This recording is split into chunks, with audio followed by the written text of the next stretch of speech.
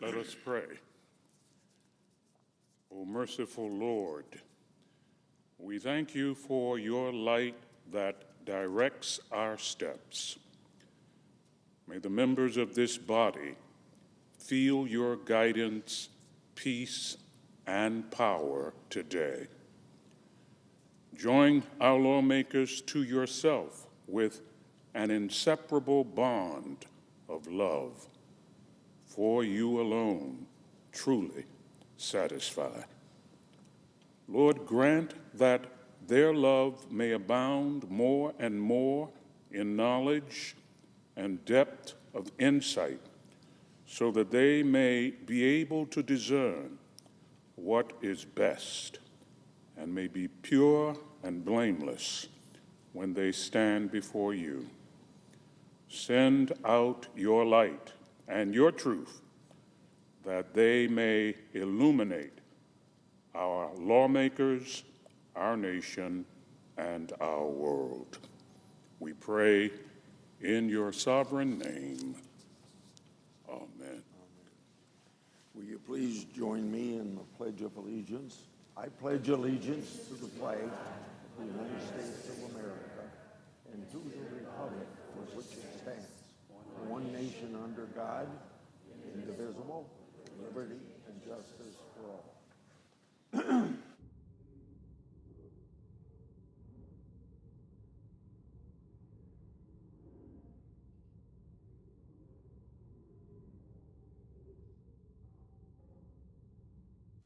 Under the previous order, the leadership time is reserved. Morning business is closed. Under the previous order, the Senate will proceed to executive session and resume consideration of the following nomination, which the clerk will report.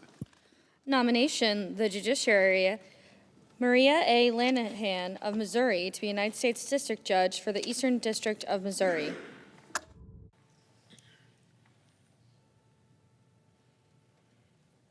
Mr. President. The great senator from Iowa is recognized. Thank you. I'm pleased to follow up on a topic that I discussed with my Senate colleagues. That topic was on June the 2nd, and it was on the 39th anniversary of C-SPAN covering the Senate. I led the Senate with Senators Klobuchar, Young, and Wyden in passing a resolution highlighting the importance of continuous Senate coverage for all Americans and the need for live coverage of C-SPAN to be accessible on all platforms. Yesterday, both Hulu and YouTube announced that YouTube TV and Hulu Plus Live TV will be carrying the C-SPAN networks so Americans can watch Congress actions in real time and see our democracy at work through a nonpartisan lens. I thank all of these entities for being committed to this public service. I yield the floor and suggest the absence of a quorum. The clerk will call the roll. Ms. Alsobrooks.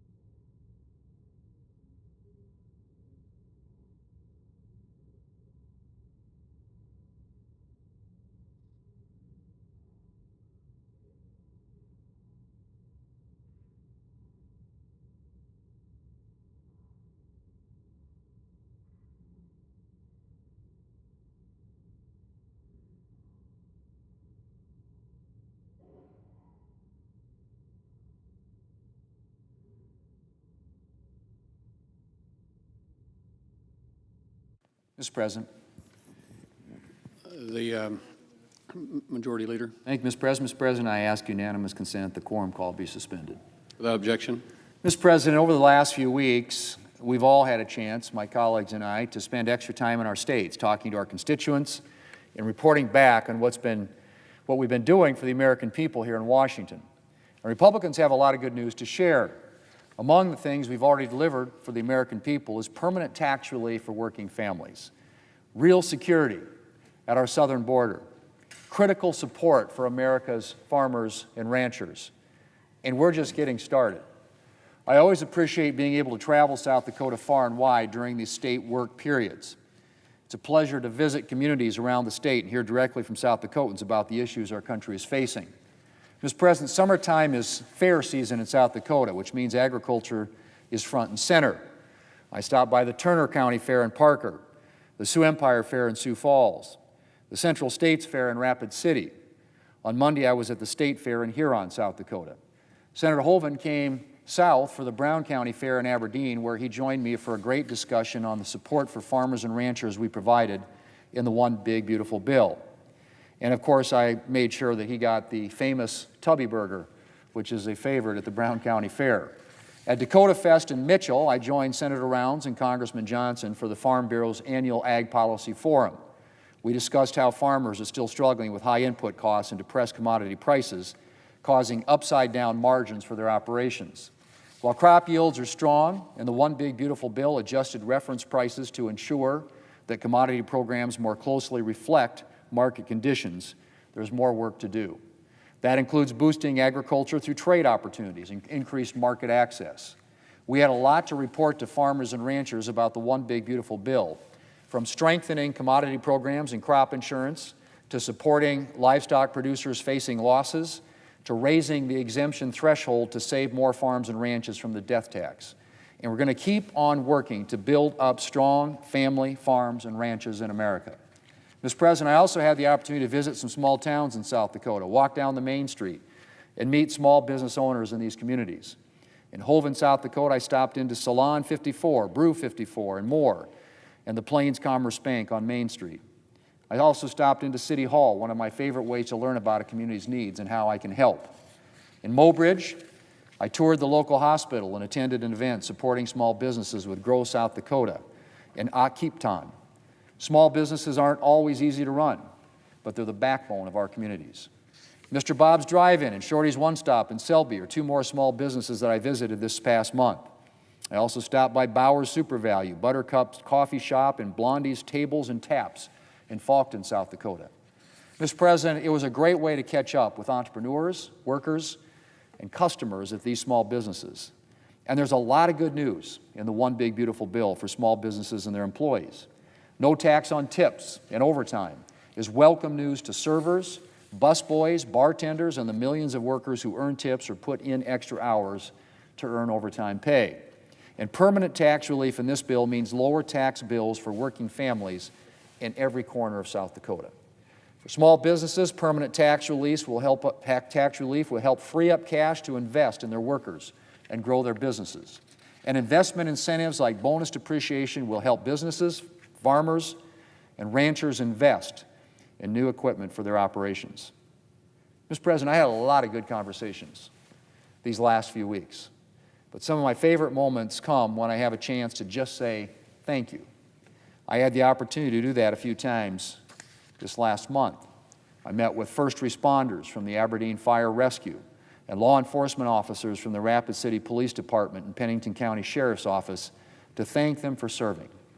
I got to participate in annual ag appreciation events at the Sioux Empire Fair and the Central States Fair, shaking hands with hardworking farmers and ranchers. And it was humbling to reflect on the service of South Dakotans past and present at the Battleship South Dakota Memorial Day of Honor, and to be on hand for the 28th Bomb Wing Change of Command ceremony at Ellsworth Air Force Base. Mr. President, it's been a busy few weeks back home in South Dakota, and for all my colleagues as they moved across their states these last few weeks. And now, it's going to be a busy few weeks here in Washington. We're setting our country up for a stronger and more prosperous future. And I can't wait to see the benefits for my state of South Dakota and for our entire country. Mr. President, I yield the floor, and I suggest the absence of a quorum. Clerk will call the roll. Ms. Alsobrooks.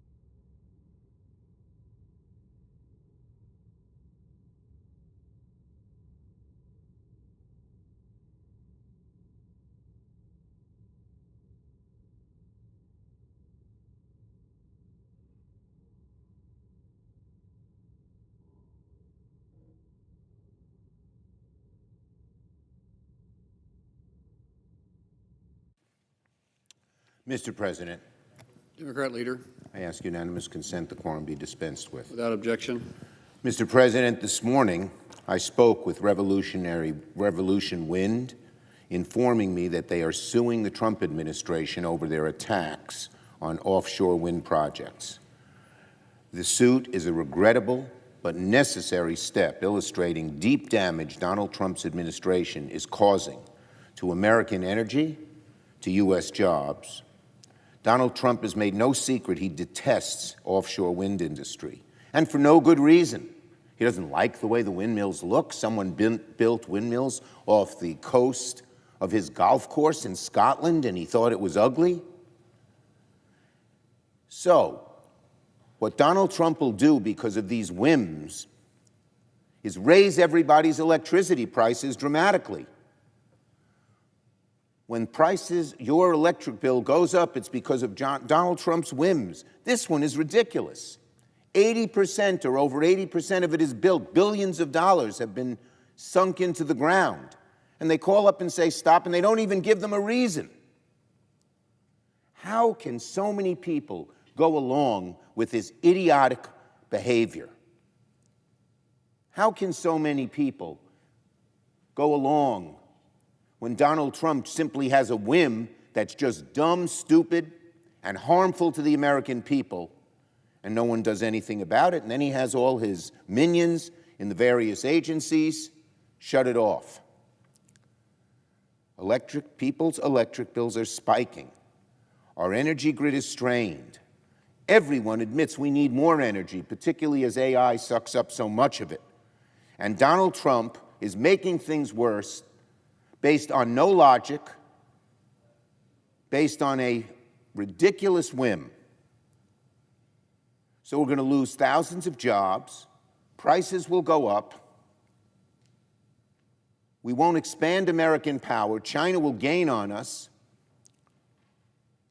So it's good that Revolution Wind is taking this step by going to court.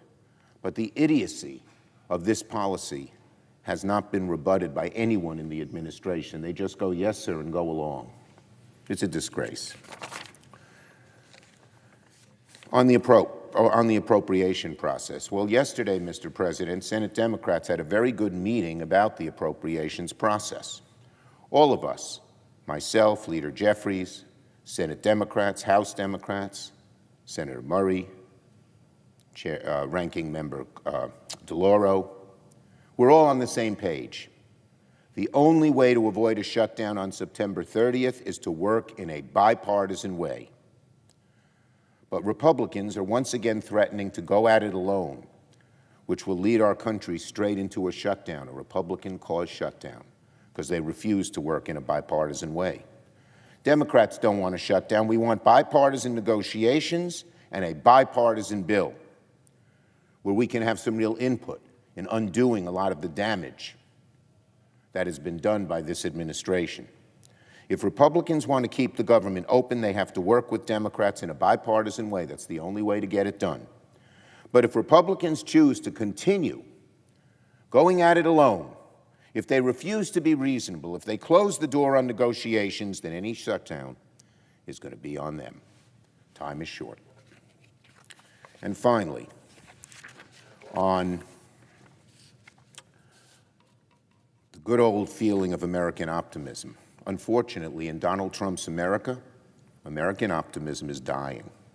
This week, a Wall Street Journal NORC poll found the share of Americans who are positive about their future has fallen to a record low, the lowest level in the poll's history.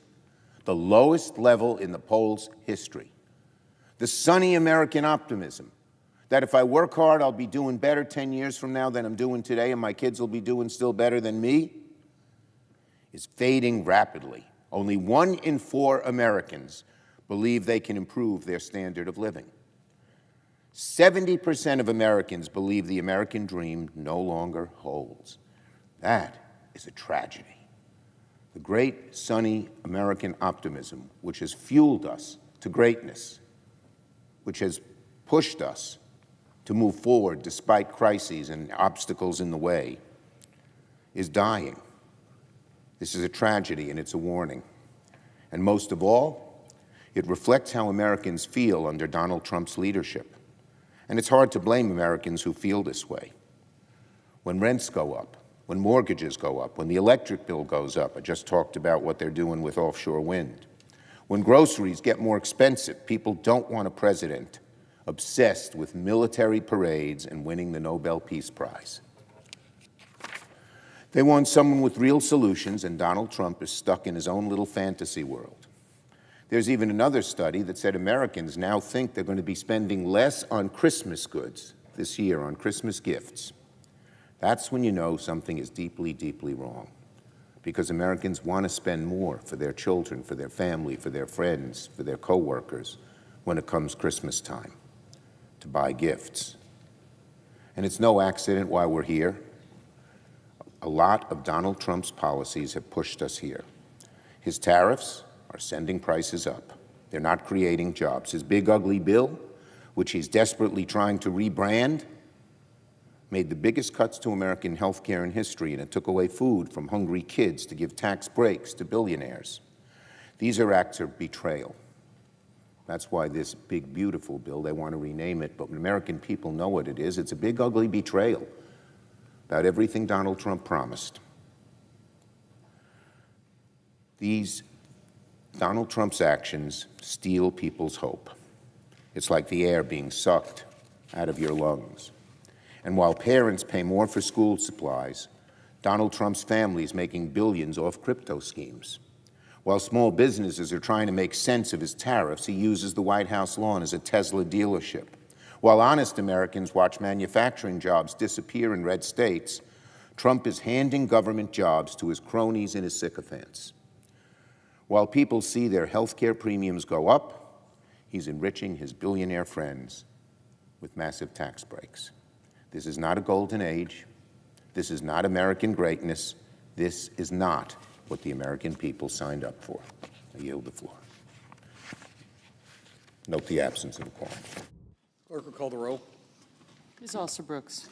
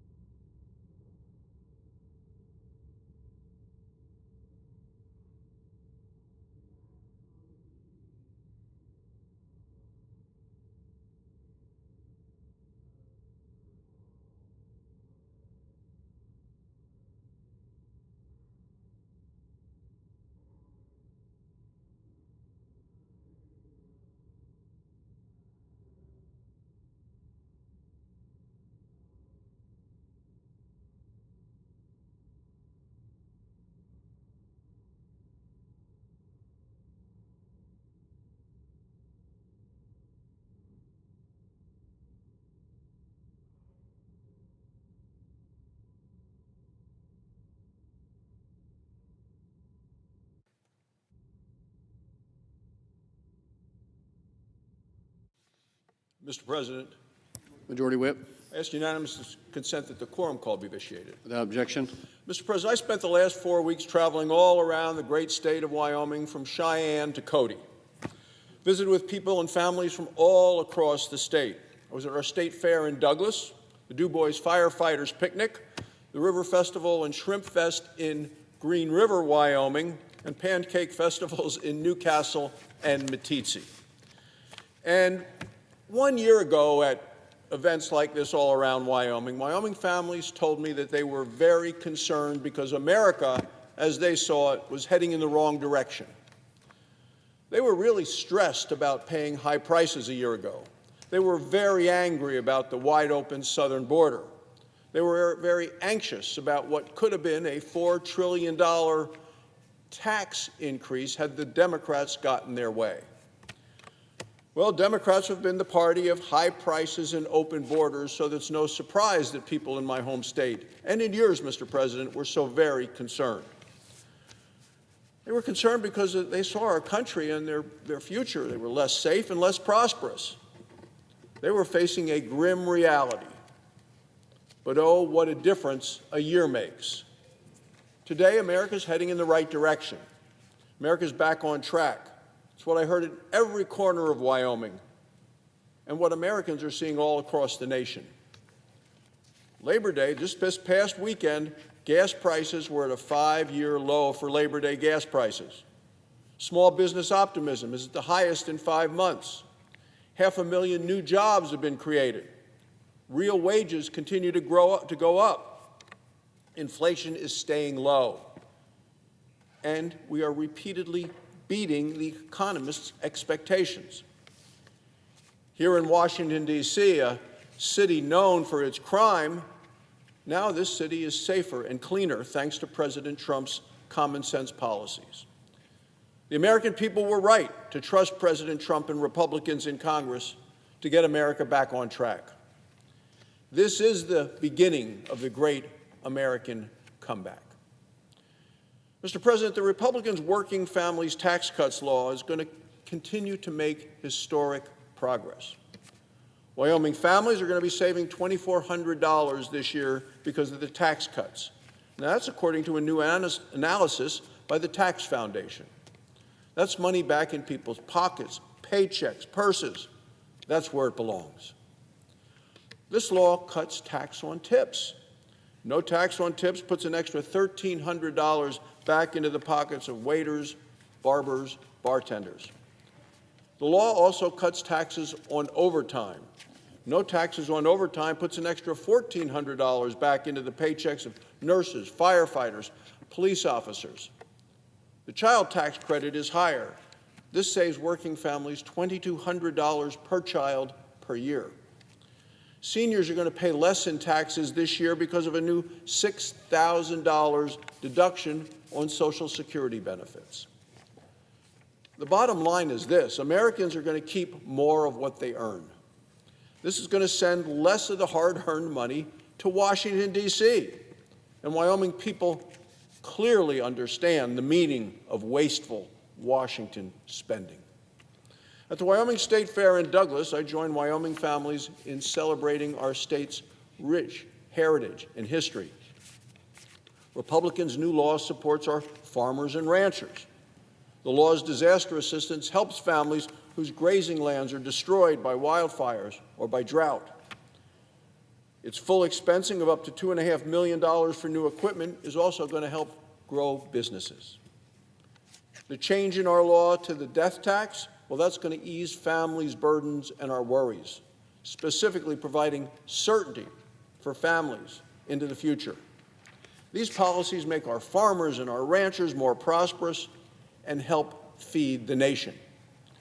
Mr. President, not a single Democrat voted for these popular policies, policies that are making America safer and more prosperous. Not a single one. Every single Democrat voted instead to raise taxes by $4 trillion. That had been the largest tax increase in American history. So it's no surprise Democrats are putting the fear before the facts when it comes to this law. Just yesterday, Senator Schumer came to the floor and falsely claimed that the law doesn't help our rural hospitals. I need to set the record straight on that, Mr. President. Republicans created a $50 billion rural hospital fund. Specifically, rural hospitals. You're from a rural hospital state, Mr. President, as am I. I'm a doctor. I practiced medicine in Wyoming for over 2 decades. I was president of our Wyoming State Medical Society. I was chief of staff of the hospital in which I practiced. I am in close contact with the hospitals and the doctors in my state. Since Obamacare became law over a decade ago, more than 100 rural hospitals have closed across the country. Many more are now at risk today. This $50 billion rural hospital fund, it means real relief for our nation's rural hospitals. Yet every Democrat in this body voted against helping rural hospitals. Every one of them. Democrats in this very body even introduced legislation in July to eliminate this $50 billion rural hospital fund.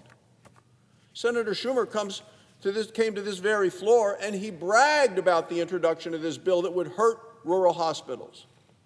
At the same time, Democrats voted to continue to give free free taxpayer-funded health care to illegal immigrants. That compounded the disaster of 4 years of Joe Biden's open border policies. Well, President Trump took immediate action. Action to secure the border, action to end the chaos, action to protect American citizens. This message is now clear around the world. Don't come here and expect to get through our border if you're illegally trying to come here. Illegal crossings are now at record lows. For 3 months in a row, 0 illegal immigrants were released into our country. 0. Republicans in Congress went even further with our recent bill. We are finishing the wall at the southern border, hiring more border agents, and investing in immigration and customs enforcement. From cutting taxes to securing the border, America is safer, stronger, and more prosperous today than it was a year ago. This is all the result of the work of President Trump and Republicans in Congress. The people of Wyoming feel the difference, and they're not alone. People all across America see that our nation is getting back on track. Thank you, Mr. President. Mr. President, I ask unanimous consent to waive the mandatory quorum calls with respect to the Lanahan and R2 nominations. Without objection. Thank you, Mr. President. Clerk will call the roll. Ms. Alter-Brooks.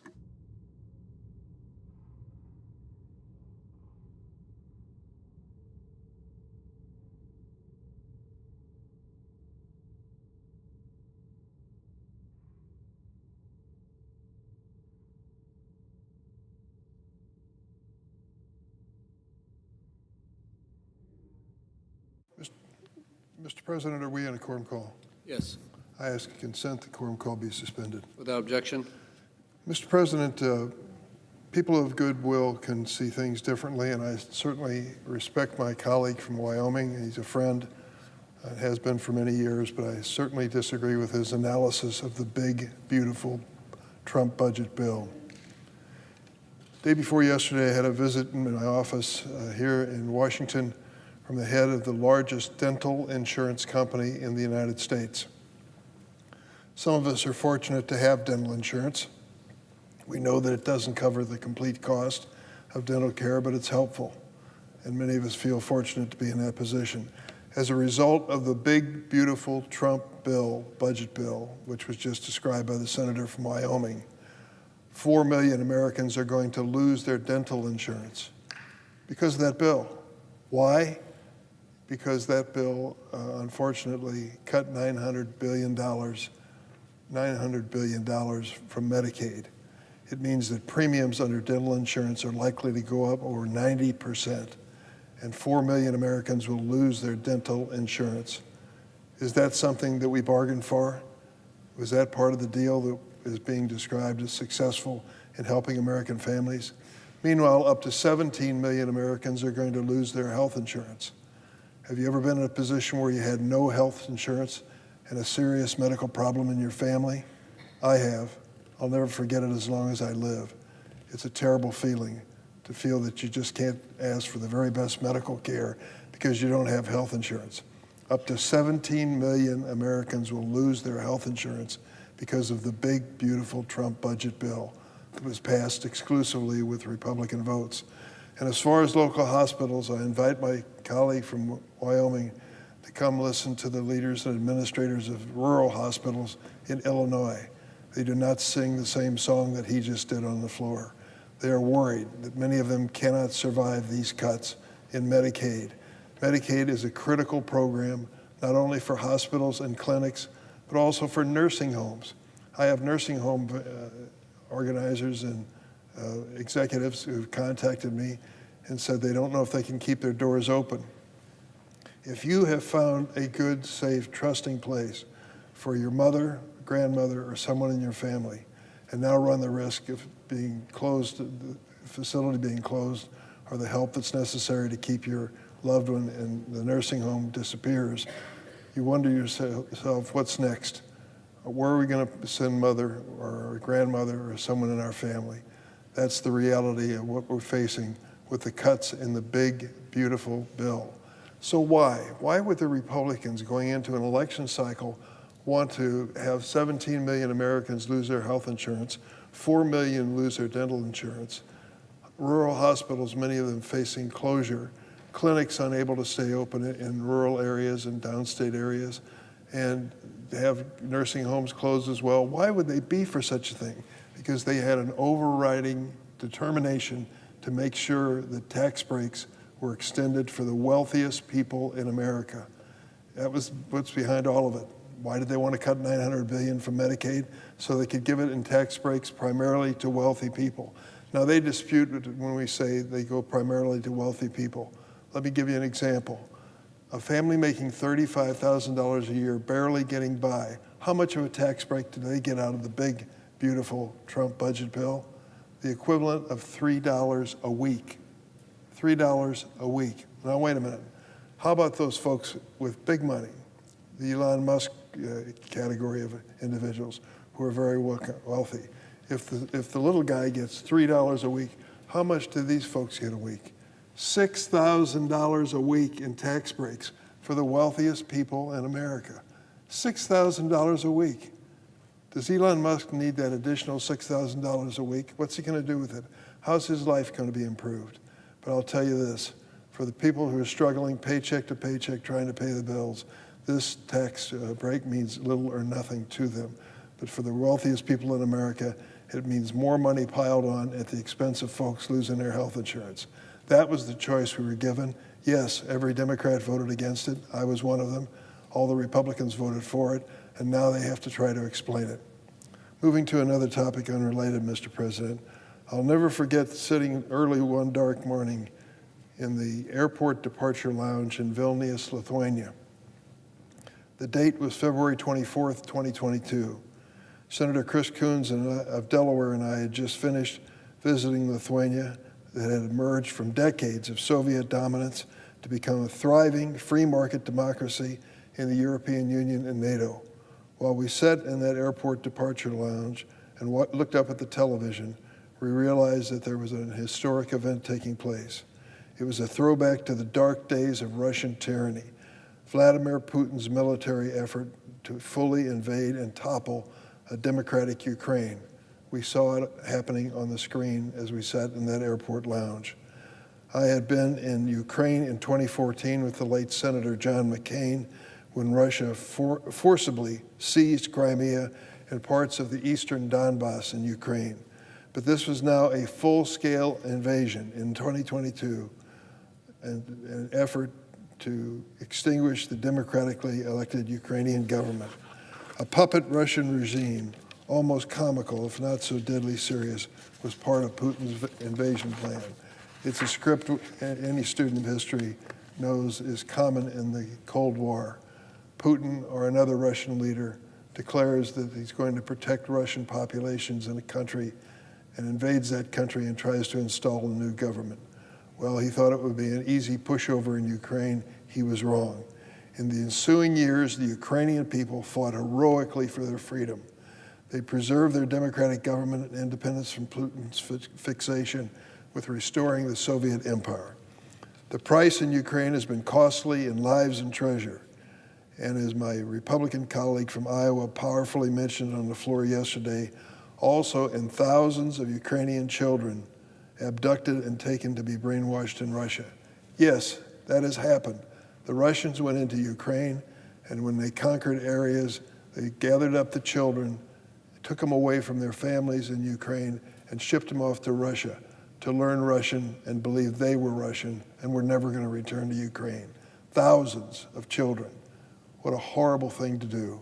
It's one of the things that was cited when Vladimir Putin was declared a war criminal by the International Court.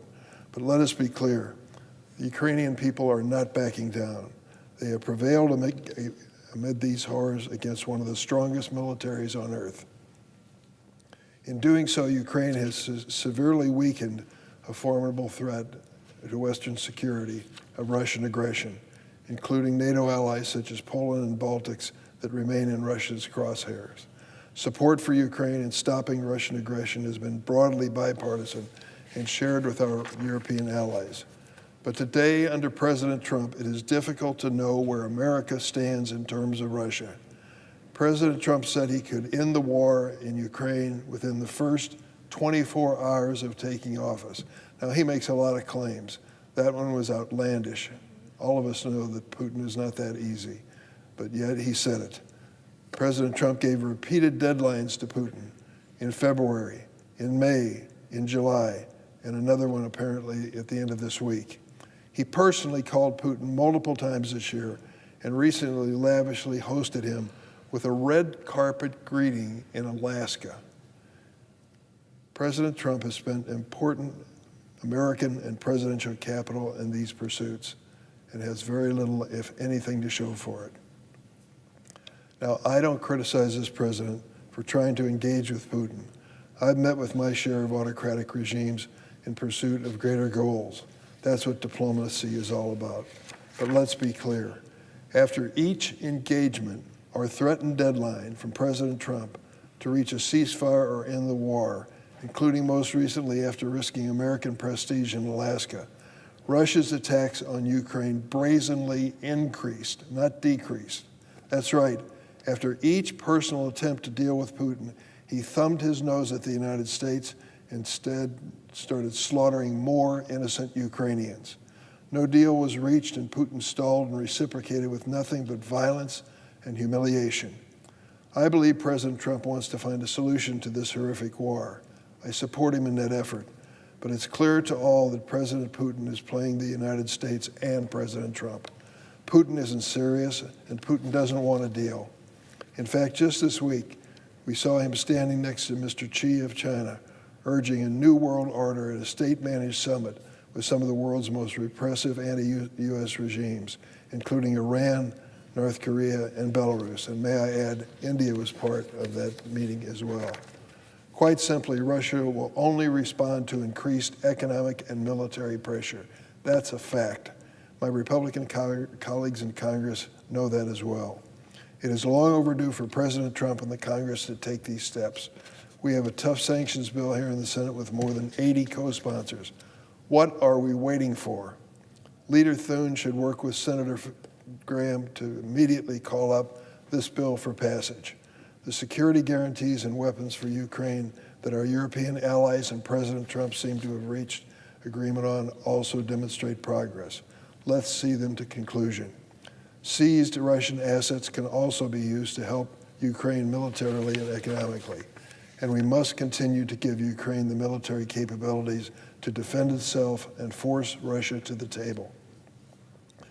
Students of history remember the catastrophic miscalculation of former British Prime Minister Neville Chamberlain. He naively and tragically thought he made a deal with Hitler, Adolf Hitler, to secure peace in our time. There is still a chance for President Trump to avoid this fate of history and bring an honorable end to this war, but it will only be through clear-eyed realism when it comes to Vladimir Putin. I yield the floor. Suggest the absence of a quorum. Clerk will call the roll. Ms. Alston-Brooks. Don't need a copy.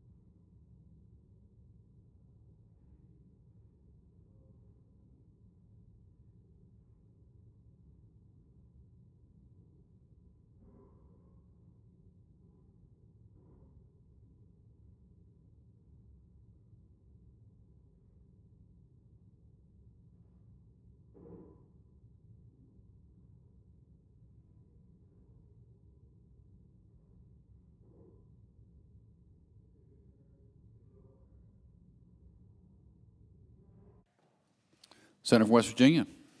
Thank you, Mr. President. I request that we vitiate the quorum call, please. Without objection. Thank you. Mr. President, here shortly I will ask unanimous consent to vote on the nominations of Jess Kramer to be the Assistant Administrator of the Office of Water and at the Environmental and Protection Agency, and Mr. Sean McMaster to be the Administrator of the Federal Highway Administration. But first, I must speak on the historic delay and obstruction that my Democrat colleagues have put towards President Trump's nominees. So far this Congress, Democrats have not let one single civilian nominee pass by unanimous consent or by voice vote. By this point in the Biden presidency, 76 civilian nominees had been confirmed by voice vote or unanimous consent. This is truly an unprecedented moment in this chamber's history. For years, we have operated under courtesy and precedent to move swiftly to a portion of the president's nominees who have bipartisan support. For example, 90% of President Obama and President George W. Bush's civilian nominees were passed by voice vote or unanimous consent. And even in President Trump's first administration and the Biden administration, more than half of their civilian nominees were confirmed by voice vote or unanimous consent. Now, though, we have blanket obstruction, regardless of the qualifications or bipartisan support some nominees have. So as a result, President Trump's second-term civilian nominees have been subject to 120 cloture votes. Well, if somebody watching from West Virginia might not know what that means obstruction, time delay, and inability to get nominees through. That's 29% more than the total of all the cloture votes for nominees in the first 200 days of the Obama, Trump, and Biden administration combined. So procedural hurdles have led to these nominees averaging 94 days between nomination and confirmation in the first 200 days of President Trump's second term. That's 24 days longer than President Biden's nominees, 40 days longer than the nominees in President Trump's first term, and 53 days longer than President Obama's first term nominees. Regardless the reason for obstruction, our Democrat colleagues have been refusing to place well-qualified nominees in agencies where they can be responsive to all in Congress and help administer programs with congressional oversight and accountability is short-sighted and counterproductive. So I would like to take a moment and speak about two well-qualified nominees I mentioned that have passed out of my EPW committee with bipartisan support, but have been waiting for months, literally, for consideration on the Senate floor because of dilatory tactics. First is Jess Kramer. She's the nominee for the Office of Water at the Environmental Protection Agency. Jess has 13 years of experience advocating for clean water at both the state and federal level, as well as in the private sector, and is exceptionally qualified to lead EPA's Office of Water. Jess was voted out of the EPW committee with a bipartisan vote of 15-4 in April. That was 148 days ago. She has built a career crafting practical bipartisan solutions to improve water policy and ensure that communities have access to safe and reliable drinking water and wastewater infrastructure. During Jess's time working for me on my EPW committee staff, she played a role in shaping the water provisions in the Bipartisan Infrastructure Investment and Jobs Act, securing historic investments to modernize drinking water and wastewater systems, remove lead service lines, and to address emerging contaminants. Beyond her experience on Capitol Hill, she has served in both state and federal roles, as well as in the private sector, advocating on behalf of water systems to ensure continued infrastructure investments and smart, achievable regulations. She understands that environmental protection and economic growth can go hand in hand, and she knows how to ensure regulations are clear, fair, and based on science. Jess is exactly the serious civil servant all senators and the American people should want in place now. So I would ask unanimous consent that the Senate proceed to the consideration of the following nomination. Executive Calendar Number 89, Jessica Kramer, to be an Assistant Administrator of the EPA, that the Senate vote on the nomination without intervening action or debate, the motion to reconsider be made and laid upon the table, and that the President be immediately notified of the Senate's action. Is there objection? Mr. President, Senator from Rhode Island. reserving the right to object. On April 9th, I voted for Ms. Kramer in the Environment and Public Works Committee. Since then, the EPA has devolved into a cesspool of fossil fuel corruption. As ranking member of EPW, in my constitutional oversight capacity, I have sent 12 oversight letters to EPA asking for documents and communications, as is my duty and my right. Also, several QFRs. As of July, when we went through the closing nominations exercise, I'd received substantive responses to precisely 0 of those 12 letters. So, prior to that August recess, we explored a deal to include Ms. Kramer in the NOMS package for pre-August recess action if we could get the substantive oversight responses we were due on four of the 12 topics.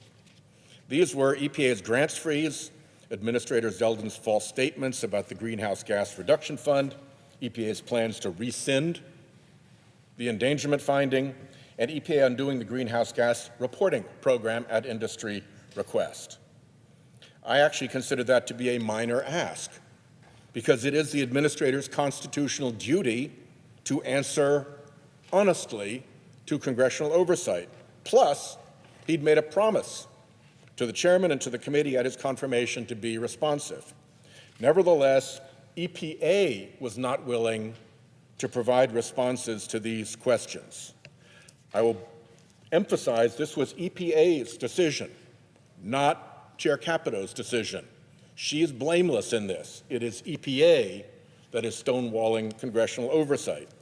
So that is where we are. We actually just received QFR responses from Administrator Zeldin, which persist in unresponsive and unprofessional non-answers and no provision of documents. In fact, prevarication, insult, and invective have characterized the so-called responses. I say to my colleagues and to the distinguished EPW chair, I don't think it's a big ask that executive branch agencies take congressional oversight seriously. I believe that if former EPA Administrator Regan had ever responded to Senator Capito as EPW ranking member in such a manner, or frankly to any other member of the committee, then Chairman Carper would have hit the roof. To me, EPA is augmenting its corrupt favoritism for fossil fuel polluters with an unconstitutional rejection of congressional oversight, perhaps because there is, in fact, much to hide. Again, honest agency answers to a ranking member ought not to be a big ask. It ought to be the ordinary course of business. A reasonable and good faith effort to comply should be expected. We asked for answers to 4 of 12 letters. There's an easy answer here, that EPA follows the law and the Constitution and the administrator's own promises. But failing that, since EPA won't, I regretfully must object. The objection is heard. Well, I thank the ranking member. I don't thank him for his objection, but I thank him for weighing in here today and working well on the committee. I do think that somebody as talented as Ms. Kramer would make the EPA run not much more smoothly, but also she is such a professional. But I don't think we're disputing the qualifications of the nominee. So I will next like to turn to Sean McMaster, the nominee for the administrator of the Federal Highway Administration within the U.S. Department of Transportation. Mr. McMaster was again voted out of the EPW committee in a bipartisan manner. The vote was 12-7 in June. He has more than 10 years of government service working in the United States House of Representatives and at federal agencies, including the U.S. Department of Transportation. For the last 5 years, Mr. McMaster has worked for 2 private sector transportation companies, first serving as a national practice consultant and vice president at HNTB, and most recently as the vice president for commercial aviation and transportation at the Boeing Company. Mr. McMaster's professional background, both in the public and private sectors related to transportation policy and implementation, makes him especially well suited to lead the Federal Highway Administration. The Environmental and Public Works Committee is now hard at work developing the next surface transportation bill. This is a major undertaking. We have received hundreds of requests from senators on both sides of the aisle regarding this legislation. My goal as the chair is to mark up a bipartisan reauthorization bill in the EPW committee later this year as a step towards having the bill signed into law by next September, when the previous bill will lapse at the end of September 26. Our committee works closely with the Federal Highways Administration in the reauthorization process. FHWA provides valuable technical assistance in making sure that the policy provisions that we all come up with achieve the congressional objectives, but also are within the parameters of the department. Having a Senate-confirmed FHWA administrator is important to facilitate that cooperation between the committee and the administration. This will help address implementation issues during the bill development process. And I believe that our bipartisan reauthorization process would benefit greatly from Sean McMaster's confirmation. So with that, I would ask unanimous consent that the Senate proceed the consideration of the following nomination. Executive Calendar Number 177, Sean McMaster to be Administrator of the Federal Highways Administration. That the Senate vote on the nomination without intervening action or debate. The motion to reconsider be considered made and laid upon the table, and that the President be immediately informed of the Senate's action. Is there objection? Mr. President. Senator from Rhode Island. Reserving the right to object. I voted for Mr. McMaster in committee. Indeed, I pushed for his inclusion in a nominations package before the August recess, and I succeeded. He was included for confirmation at that time in that package. I had asked DOT to release its new National Electric Vehicle Infrastructure Program guidance, and to do so timely as consideration for supporting Mr. McMaster's inclusion in that nominations package. But then what happened? President Trump did not agree to the package. Indeed, he rejected it, adding, for good measure, an all-caps blast at the Democratic leader that he should go to hell. And so Mr. McMaster did not get confirmed, even though he was in the package, because of President Trump losing his temper and objecting to the whole package. DOT nonetheless has released the NEVI guidance, and it is very workable for states. For that, I am thankful, and I would like to support Mr. McMaster. Unfortunately, last Friday, DOT announced without warning that it was terminating nearly $700 million in grant funding for 12 port projects, including an $11.25 million grant to the Port of Davisville in my home state of Rhode Island. I got no prior call or explanation from DOT, just boom. Friday. The chairman has been kind enough to raise this matter with Secretary Duffy, and I would like to sort out how this new obstacle thrown up Friday by DOT will be resolved.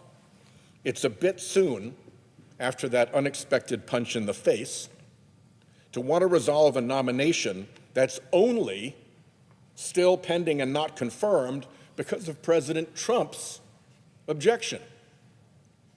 I'd like to work with the chairman on a date to come to the floor in support of a unanimous consent for this individual.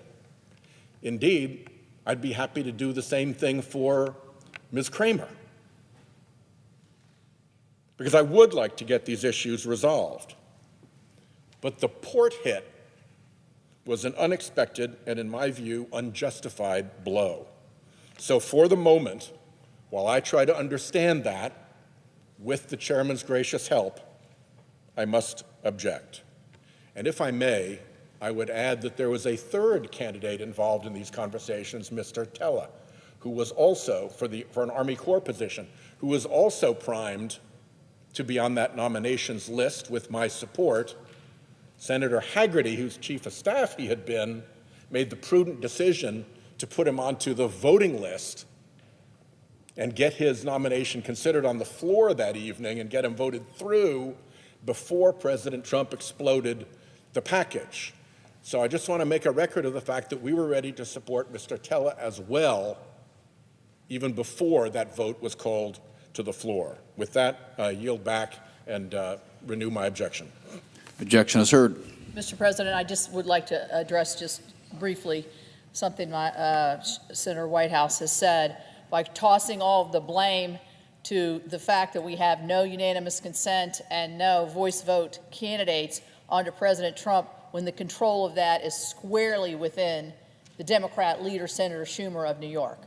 We know, if you look at the chart that's been made, we know the numbers that were done under the Biden administration, under Trump 1, under Obama, under Bush, Clinton, and when you get down to the end of the chart, dip, big zero for President Trump. So with that, I think we're in a place where we need to make adjustments here. I think that's what we're looking at. But I agree with Senator Whitehouse, and these are critical appointments, as many of them are. I'm glad that Mr. Tell was able to make it through at the very end. He's already had a visit to West Virginia, and he's going to do a great job. So with that, I'll yield back my time. Mr. President. Senator from Rhode Island. I would just like to offer one set of figures into the record in the hopes that it helps clarify things.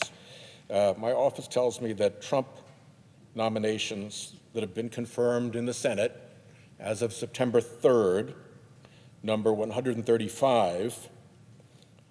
President Biden's nominations confirmed as of that same date in his first months, September 3rd of 2021, was 150. Not counting judicial nominations, Biden has 141 and Trump has 130. So the numbers are actually fairly close in terms of the outcome, although the processes have been different.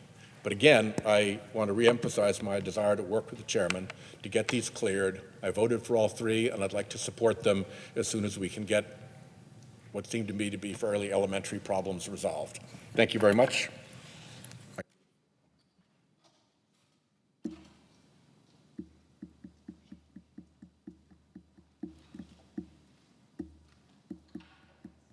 Mr. President. Senator from Nevada. Thank you. Mr. President, last month I traveled up and down my state to speak directly with Nevadans about how Washington Republicans, how their devastating cuts to Medicaid are going to hurt our communities. From the University Medical Center in Las Vegas to Northern Nevada Hopes in Reno, I heard firsthand from medical providers about how worried they are about the cuts being made to their funding by the Republican budget law. According to a report, Nevada hospitals are set to lose up to $500 million from the Republican, quote, big, beautiful bill. It's a time when our state is already facing a dire shortage of doctors and nurses. We're going to lose up to $500 million because of Washington Republicans' irresponsible bill. And remember, Washington Republicans did this so they could pay for even more tax breaks for billionaires. In Las Vegas, I met with doctors and leaders at the only Level 1 trauma center in the entire state of Nevada. Our conversation made it clear. These Medicaid cuts will be devastating for the hospital's finances, and they'll make patients less likely to seek preventative care and often waiting until it is too late. This will strain our hospital's resources even more and could have terrible consequences for individuals and their families. There's a similar story in Reno, where I visited the Northern Nevada Hopes, a nonprofit community health center that serves families in need. The staff there painted a harrowing picture. When Medicaid is cut and people don't have access to health insurance, what do? They delay care. Minor conditions become severe. Emergency rooms overflow, and the financial and human cost escalates. And as their CEO, Sharon Chamberlain, said, and I'm going to quote her, "This is not a budget issue. It's a public health emergency." And let's be clear, no amount of innovation, no amount of efficiency can fully offset the damage caused by policies that strip coverage of those who need it the most, end quote. Mr. President, these are not abstract worries. They reflect real fear and an urgent concern from families, medical staff, and local leaders. And what's worse, these stories aren't unique to Nevada. The looming crisis is going to hurt communities all across this country. Republicans, time after time, put politics and tax cuts for billionaires over people's health, over communities' health. And make no mistake, Mr. President, people will die because of the Republican cuts. And it really doesn't have to be this way. I've joined my Democratic colleagues in helping to introduce a bill to overturn the cruel Republican Medicaid cuts and protect Nevadans, Nevada families, Nevada's children, everyone, to protect their access to health care. Our hospitals and community clinics, the people on the front lines of our health care system, they work so hard, they care so much, and they are sounding the wake-up call. It's not just their fight, it's our fight. So let's pass this bill and repeal the damage being done to our health care system before it is too late. The health of Nevada families are on the line. The time to act is now. Thank you, Mr. President. I yield the floor.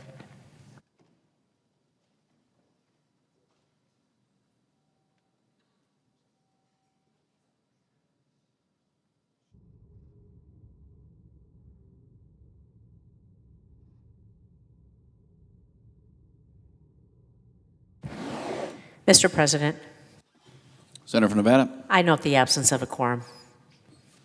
Clerk call the roll. Ms. Also Brooks.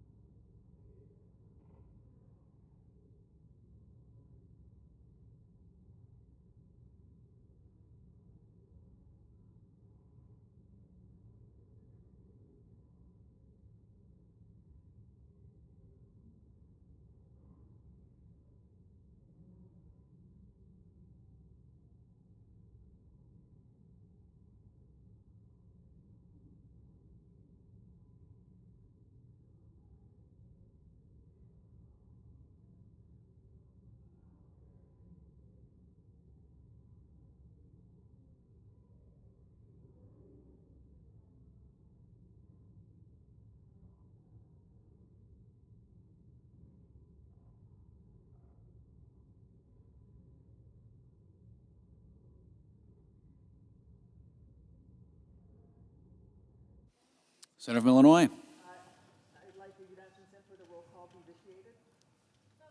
Without objection.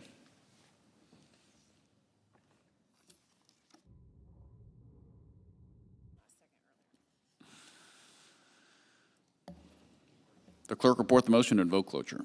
On the previous order,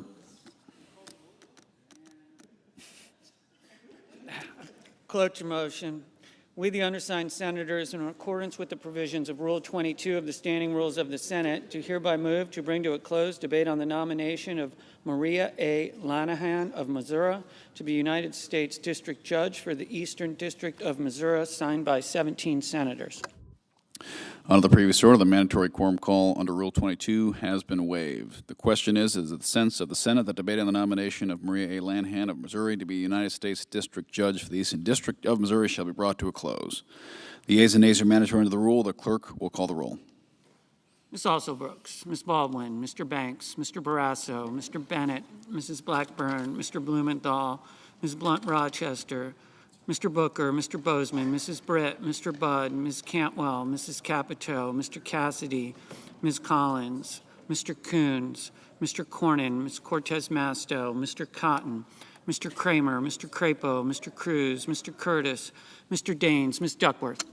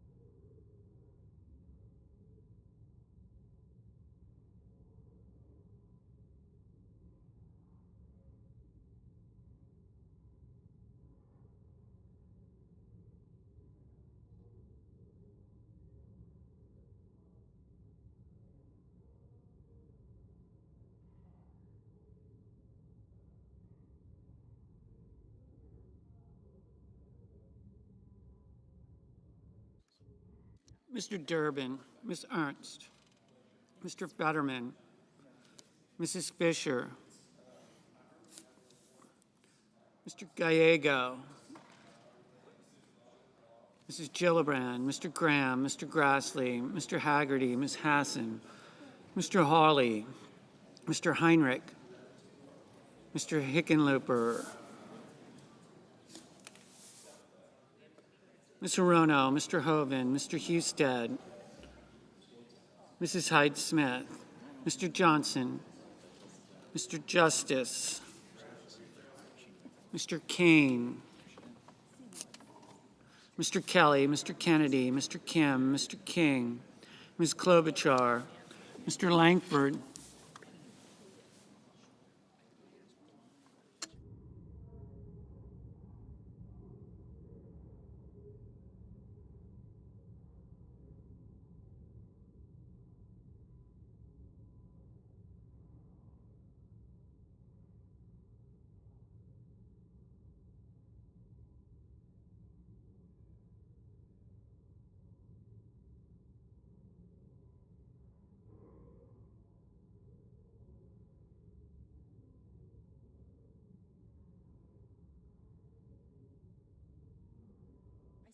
Mr. Lee. I was like, and then it was on until I was like, then you can go home and land this Mr. plane. Lujan. Ms. That Lummis. doesn't apply to most people.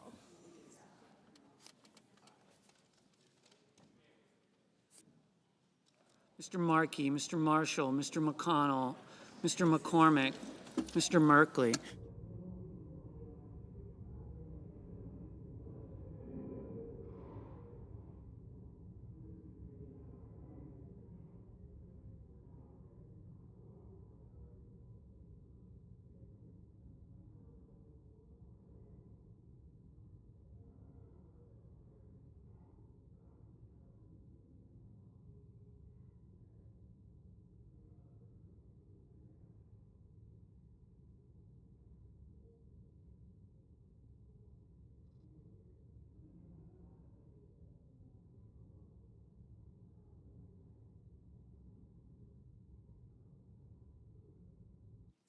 Mrs. Moody, Mr. Moran, Mr. Moreno, Mr. Mullen, Ms. Markowski, Mr. Murphy, Mrs. Murray, Mr. Ossoff, Mr. Padilla, Mr. Paul, Mr. Peters, Mr. Reed, Mr. Ricketts, Mr. Risch, Ms. Rosen, Mr. Rounds, Mr. Sanders, Mr. Schatz, Mr. Schiff, Mr. Schmidt, Mr. Schumer, Mr. Scott of Florida, Mr. Scott of South Carolina, Mrs. Shaheen, Mr. Sheehy,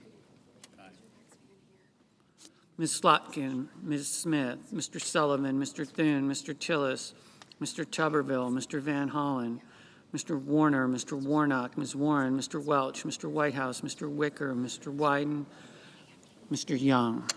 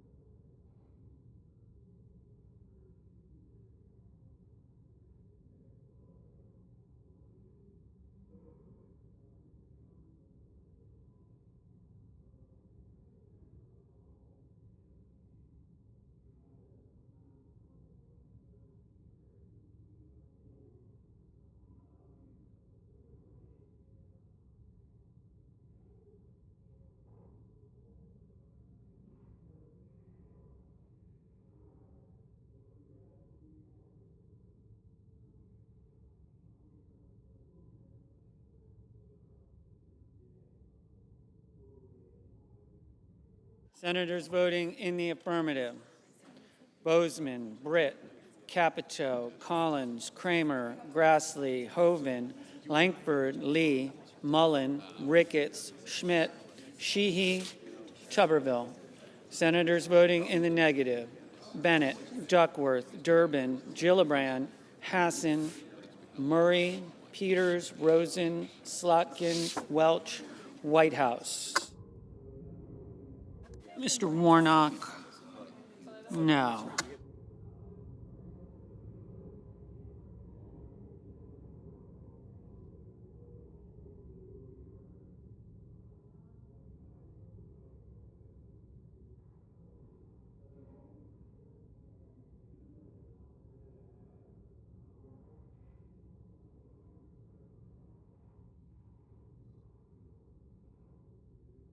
Ms. Blunt Rochester. Ms. Blunt Rochester, no. Mr. Banks, aye.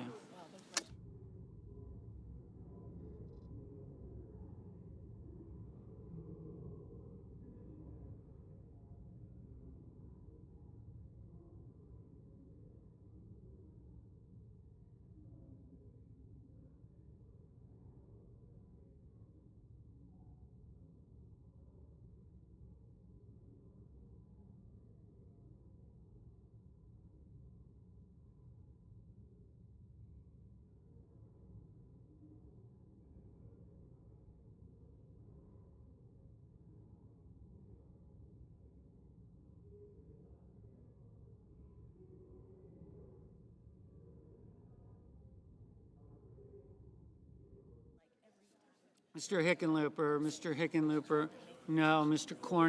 Cornyn, aye.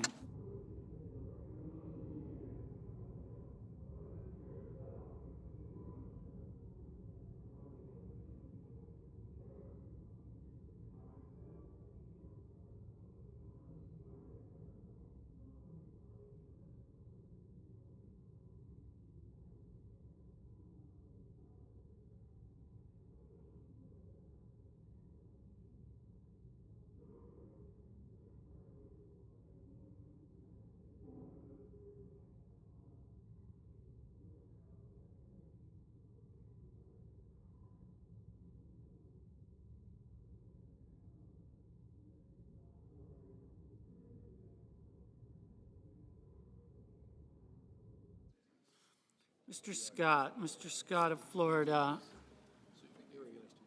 aye.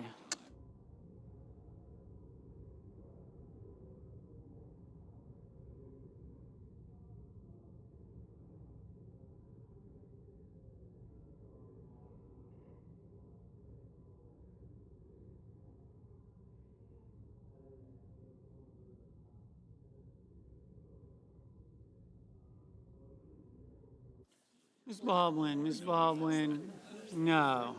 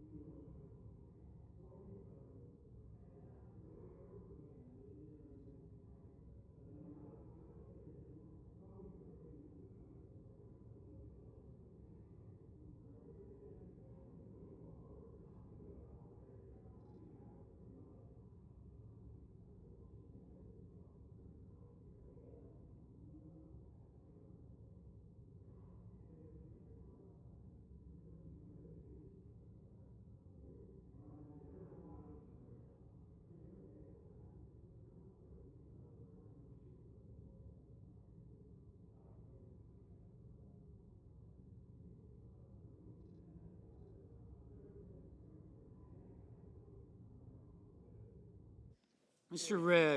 Risch, aye.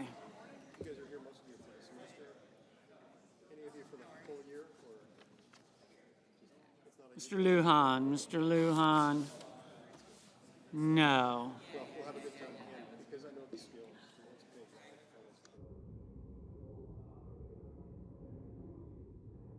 Mr. Daines, aye.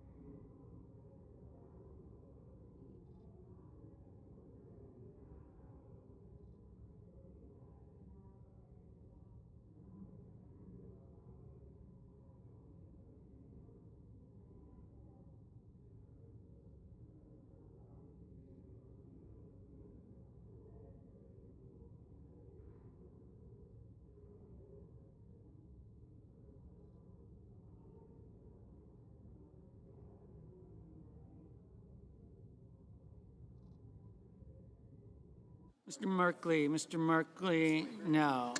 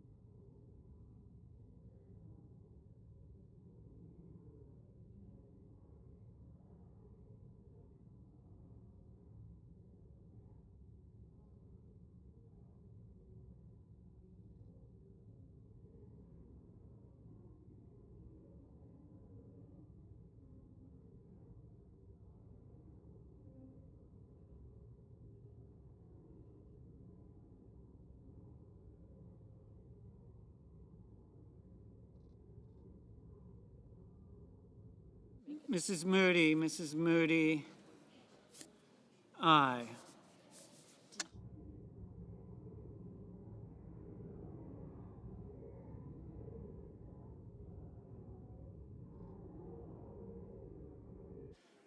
Mr. Crapo, aye. Ms. Smith, no. Mr. Murphy, no.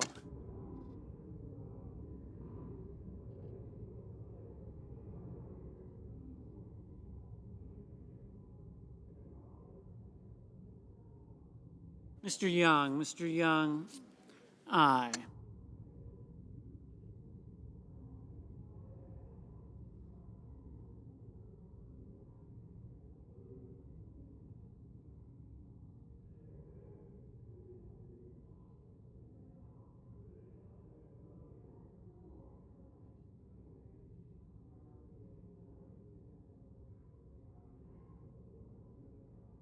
Mr. Moreno, aye.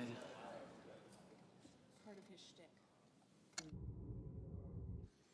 Mrs. Fisher, aye.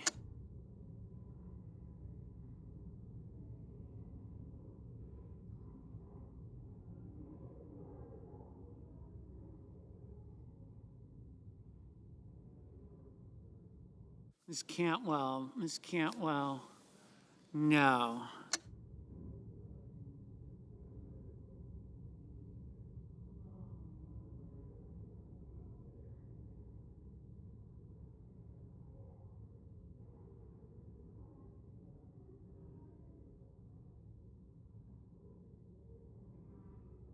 Mrs. Blackburn, aye.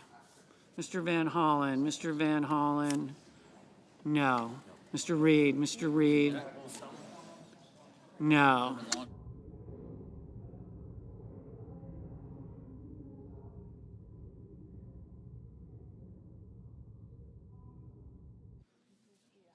Mr. Heinrich, no.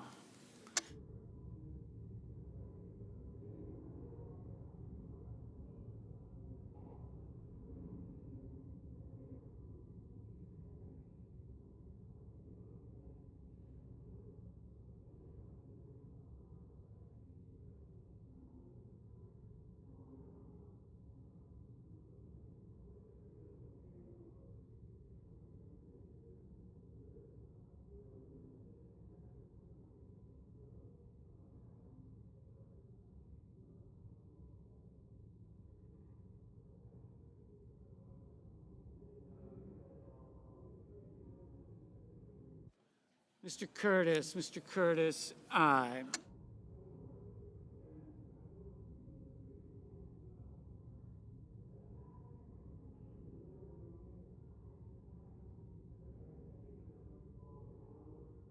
Mr. Tillis, aye. Mr. Cassidy, aye.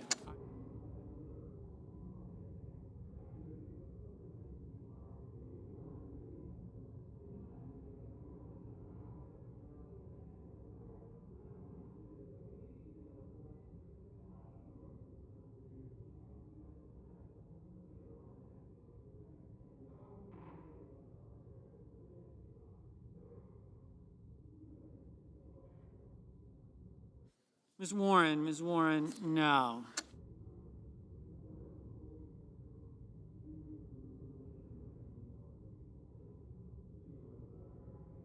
Mr. Wyden, no.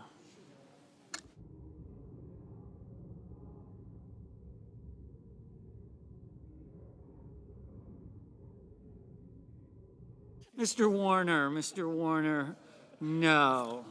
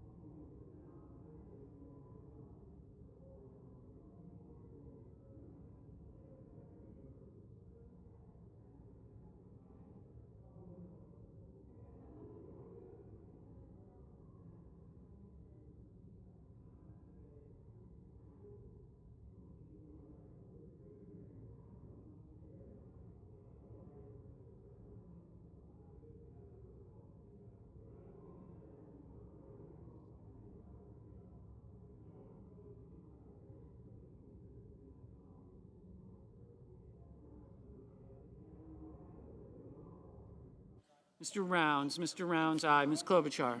Ms. Klobuchar, no.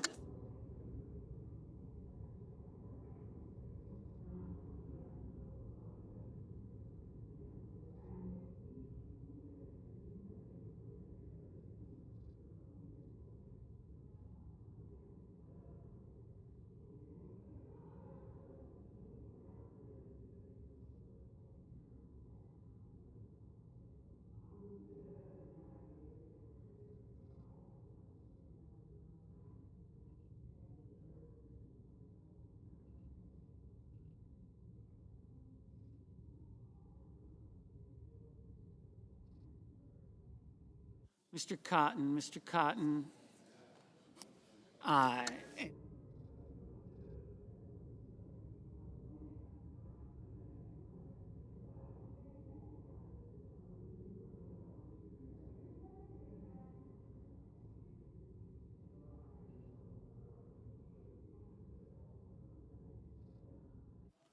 Mr. Schatz, no.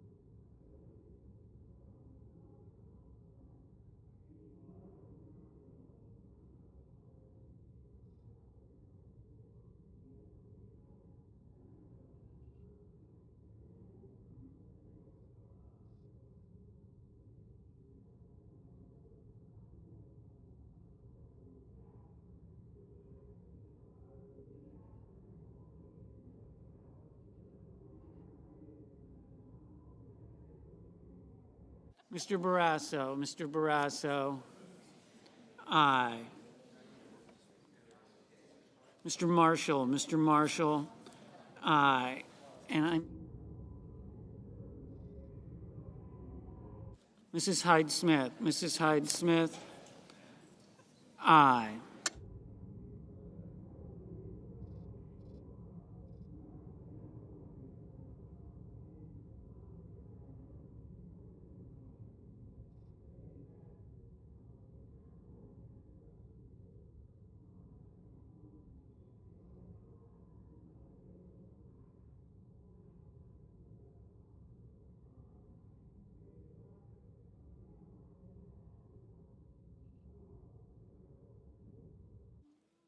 Mr. Johnson, aye.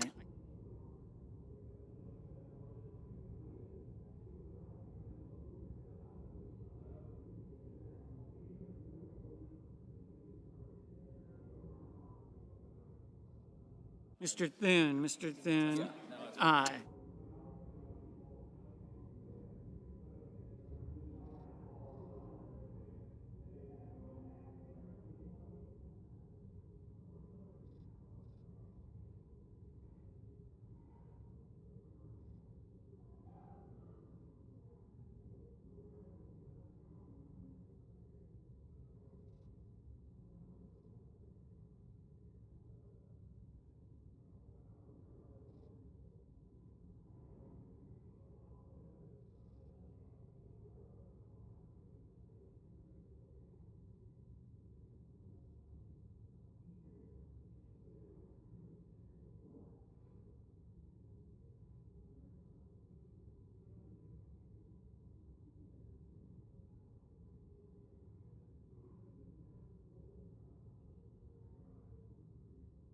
Ms. Hirono, no.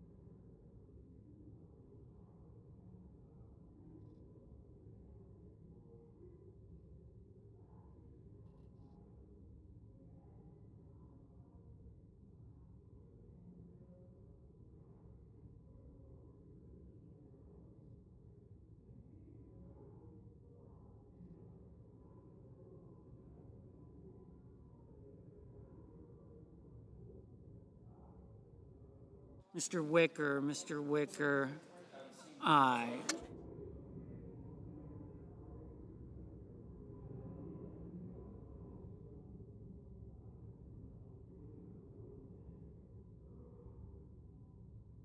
Ms. Murkowski, aye. Mr. Moran, aye.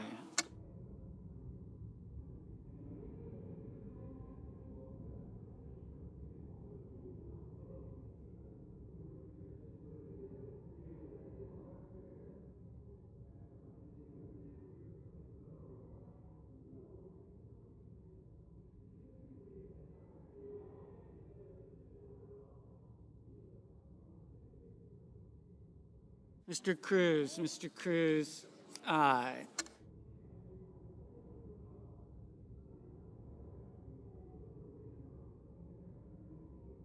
Ms. Ernst, aye.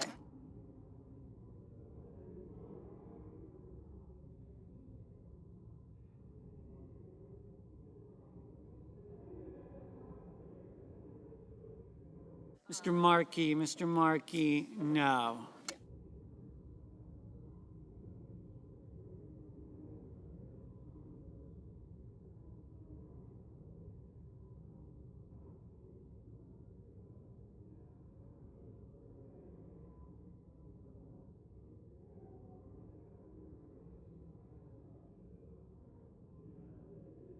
Mr. Gallego, no.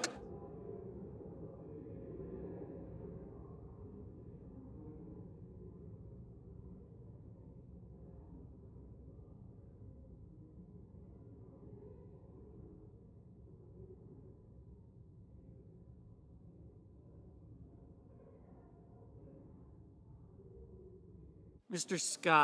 Scott of South Carolina, Okay. aye. Most people aren't having to see me, so I'm totally fine with that. People up in the gallery are like, ugh. Thanks, Emma. Mrs. Shaheen, It is. no.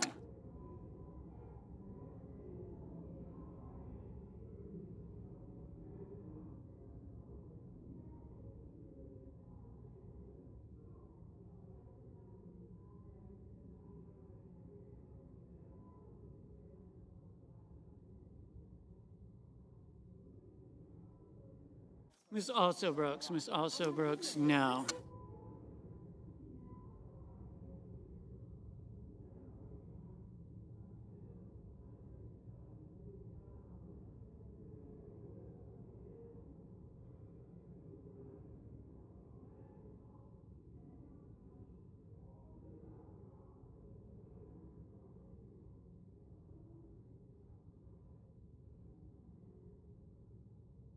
Mr.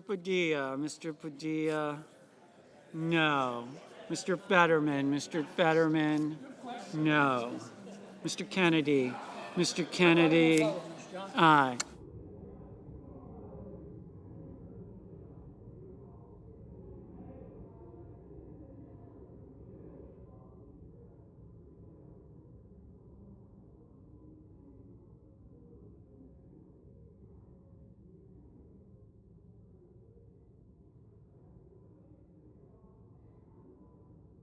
Mr. Sullivan, aye.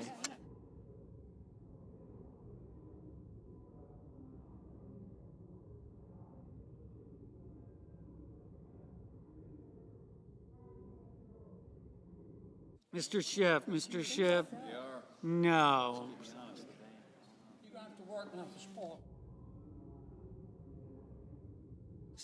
Mr. Budd, aye.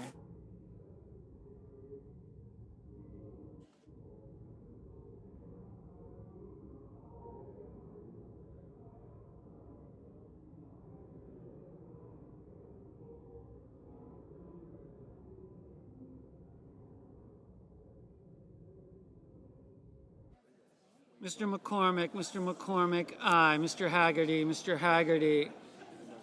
aye. Mr. King, no. Mr. Kim, no.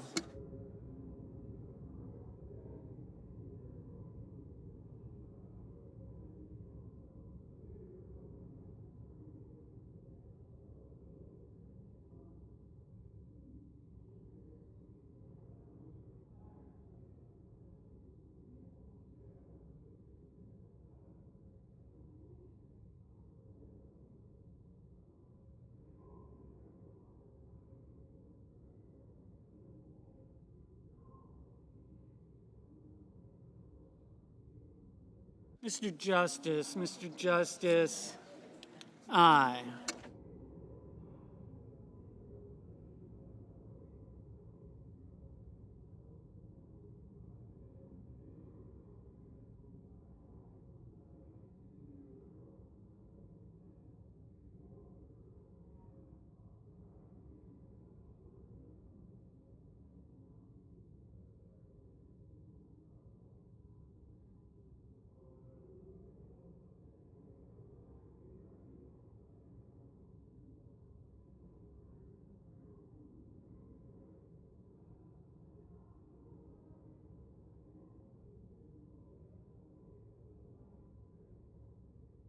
Mr. Ossoff.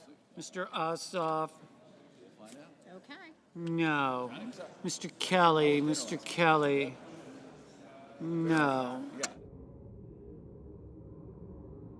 Mr. Hawley. Mr. Hawley. Aye.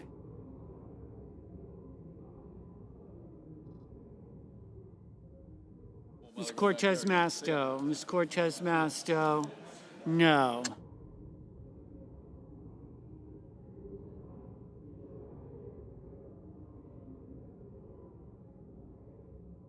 Mr. Husted. Mr. Husted. Aye.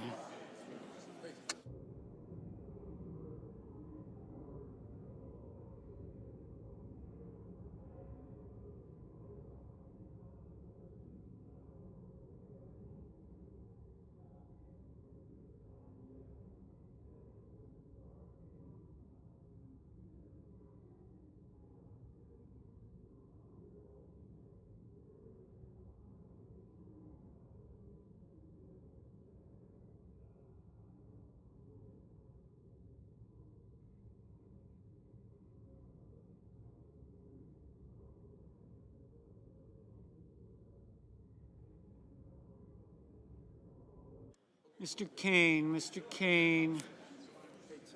No. Ms. Lummis. Ms. Lummis. Aye. Mr. Coons. Mr. Coons. No.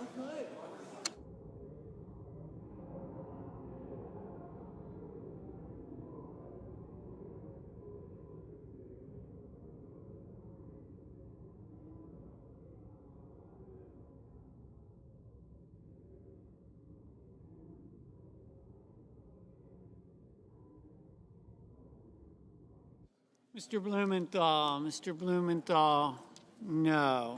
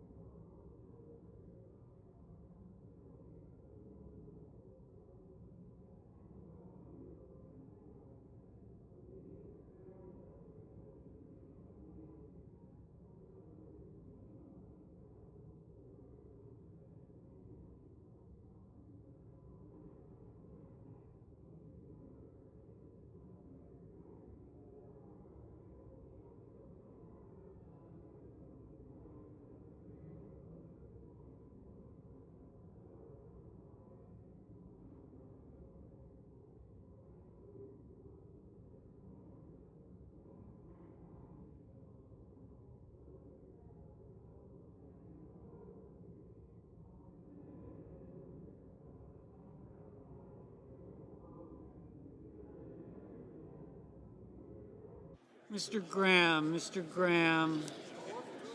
Aye. Mr. Paul. Mr. Paul. Aye. Mr. Schumer. Mr. Schumer. No.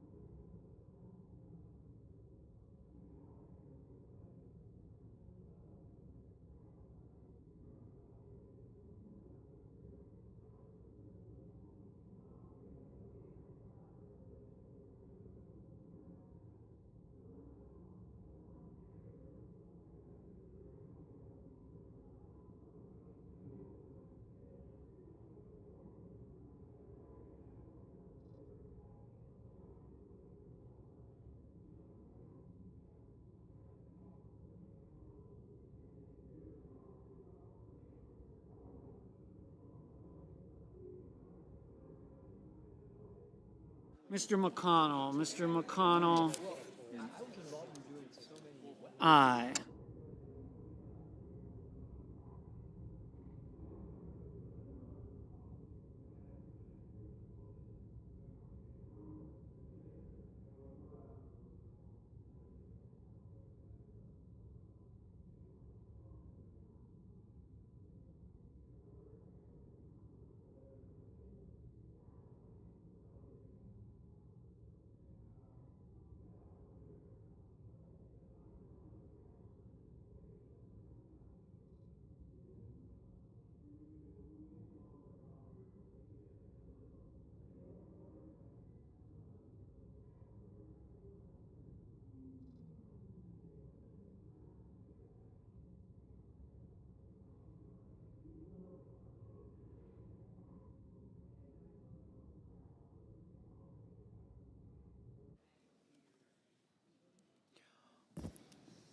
On this vote, the yeas are 53, the nays are 45, and the motion is agreed to.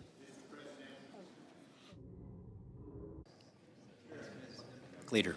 Thank you, Mr. President. I ask unanimous consent to speak for 1 minute. Without objection.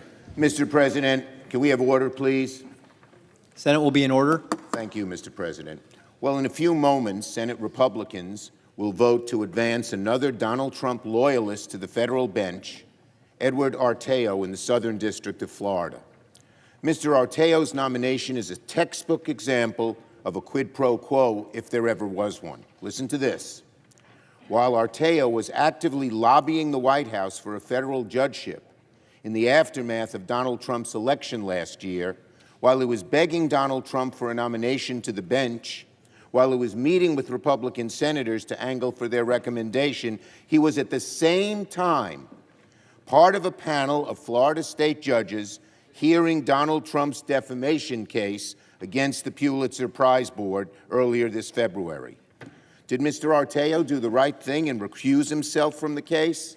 Of course not. Did he inform anyone about this potential conflict of interest? Of course not. Instead, Arteo stayed on the case and, surprise, surprise, ruled in favor of Donald Trump. That's no coincidence. That's no accident. That is Donald Trump rigging our courts with his loyalists. Donald Trump gave Arteo the chance to prove his fealty to him. Arteo eagerly obliged, and Donald Trump rewarded him with a nomination for a federal judgeship. This nomination is just another example of Donald Trump making a total mockery of our federal judiciary. And it proves the point that the only thing Trump cares about when it comes to judges is unyielding fealty to him, and why we need to vote on these judges and be able to speak about these judges, because there is so much bad stuff and corruption going on. I yield the floor. The clerk will report the motion to invoke cloture. Cloture motion. We, the undersigned senators, in accordance with the provisions of Rule 22 of the Standing Rules of the Senate, do hereby move to bring to a close debate on the nomination of Edward L. Arteo of Florida to be United States District Judge for the Southern District of Florida, signed by 17 senators. Under the previous order, the mandatory quorum call under Rule 22 has been waived. The question is it the sense of the Senate that the debate on the nomination of Edward L. Arteo of Florida to the United States District Judge for the Southern District of Florida shall be brought to a close? The yeas and nays are mandatory under the rule. The clerk will call the roll. Ms. Alsobrooks, Ms. Baldwin, Mr. Banks, Mr. Barrasso.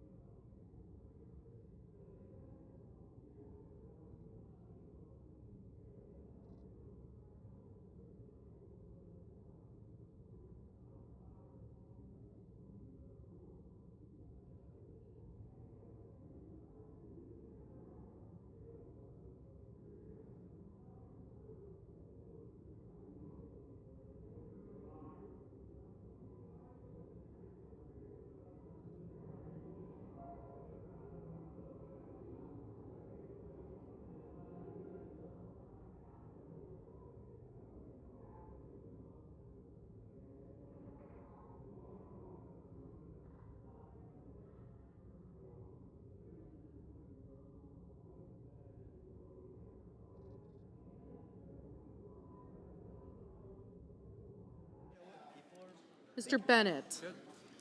Mrs. Blackburn.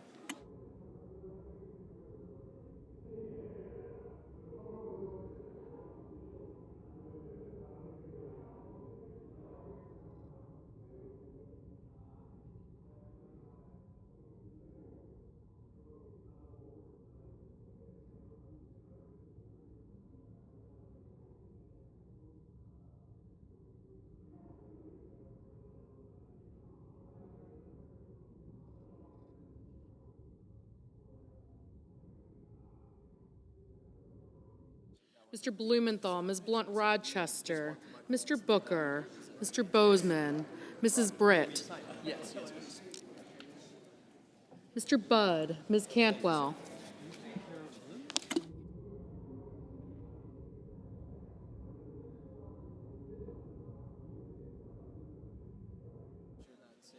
Mrs. Capito, Mr. Cassidy, Ms. Collins, Mr. Coons, Mr. Cornyn, Ms. Cortez Masto, Mr. Cotton, Mr. Kramer, Mr. Crapo, Mr. Cruz, Mr. Curtis, Mr. Daines,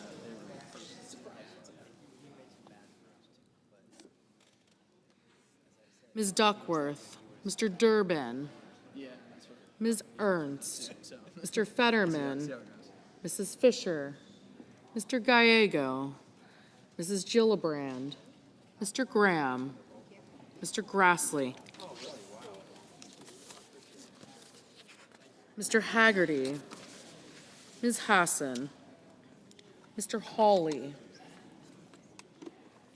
Mr. Heinrich, Mr. Hickenlooper, Ms. Hirono, Mr. Hoven,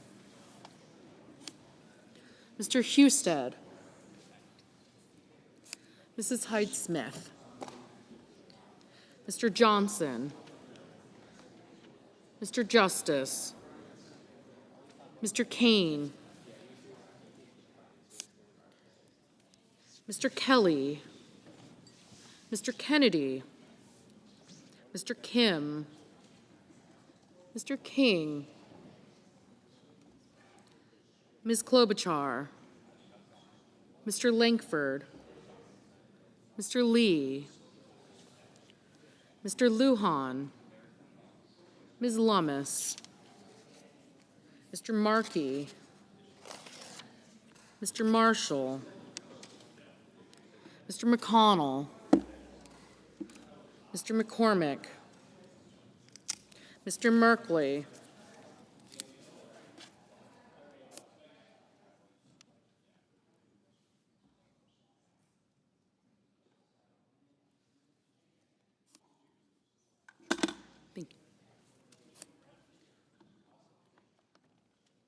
Mrs. Moody, Mr. Moran,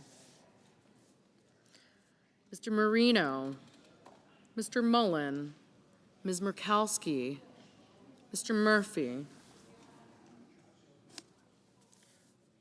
Mrs. Murray,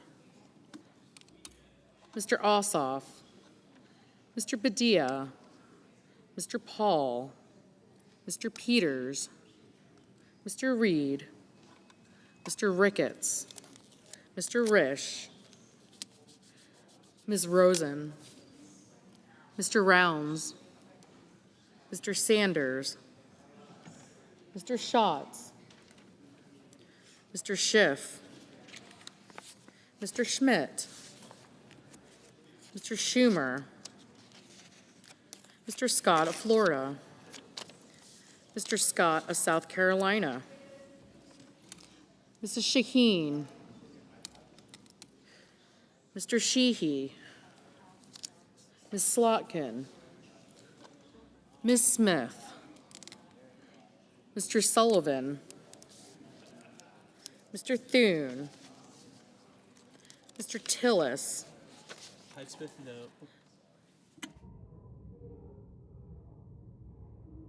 Mr. Tuberville, Mr. Van Hollen, Mr. Warner, Mr. Warnock,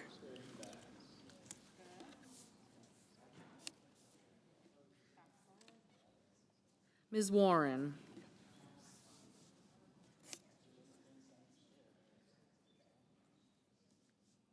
Mr. Welch. Mr. Whitehouse. Mr. Wicker. Mr. Wyden. Mr. Young.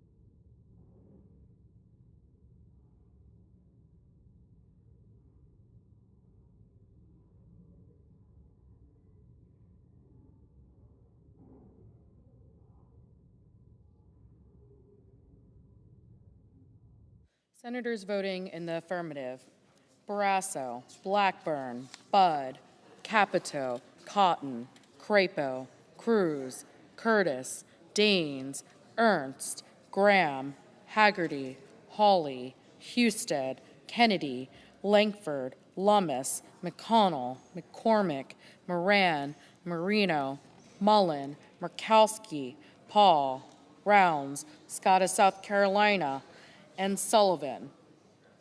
Mr. Lee, aye. Senators voting in the negative: Blumenthal, Coons, Cortez Masto, Fetterman, Gallego, Hassan, Kane, Kelly, Kim, King, Klobuchar, Murray, Ossoff, Schatz, Schiff, Schumer, Slotkin, Warnock, Warren, and Whitehouse. Mr. Merkley, no. Mr. Van Hollen, no. Mr. Reed, no.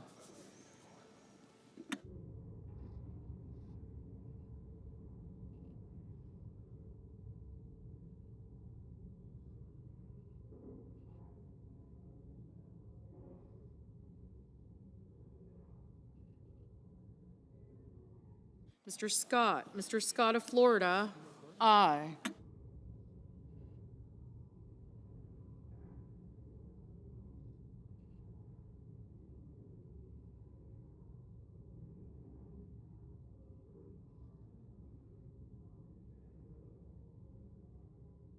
Mr. Bozeman, aye.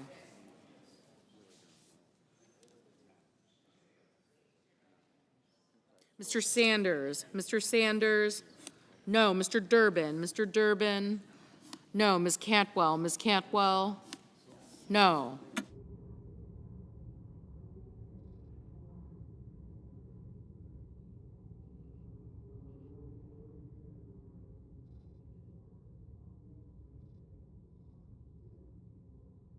Mr. Bennett, no.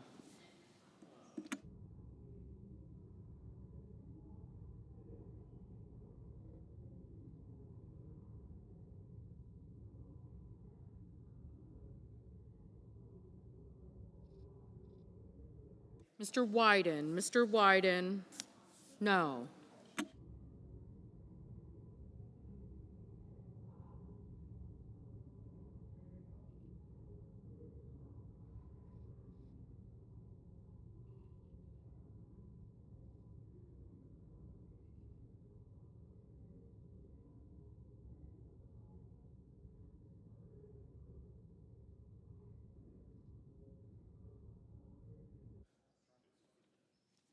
Mr. Markey, no. Ms. Hirono, no. Mr. Johnson, aye.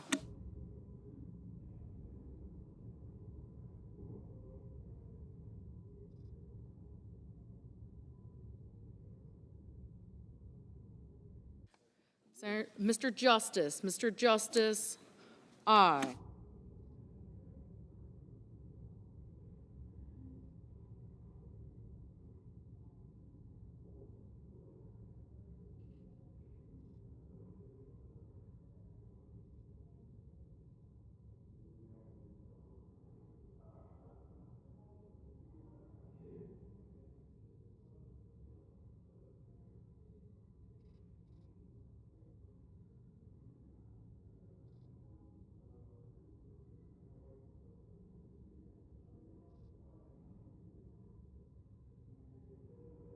Mr. Risch, aye.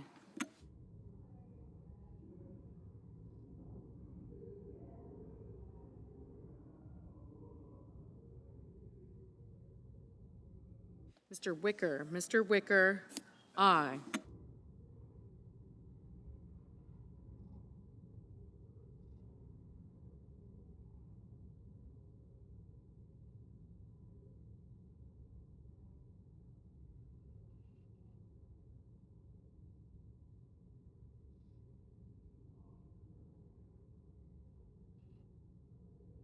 Mr. Banks, aye.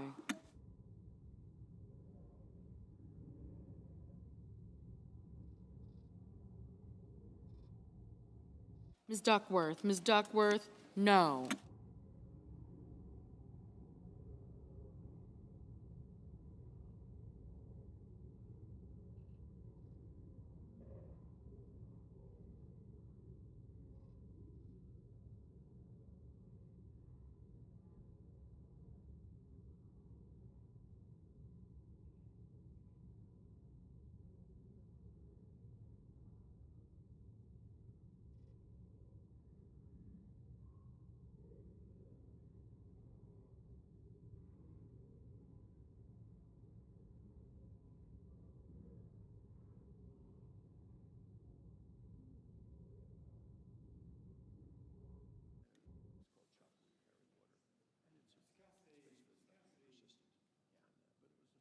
Mr. Cassidy.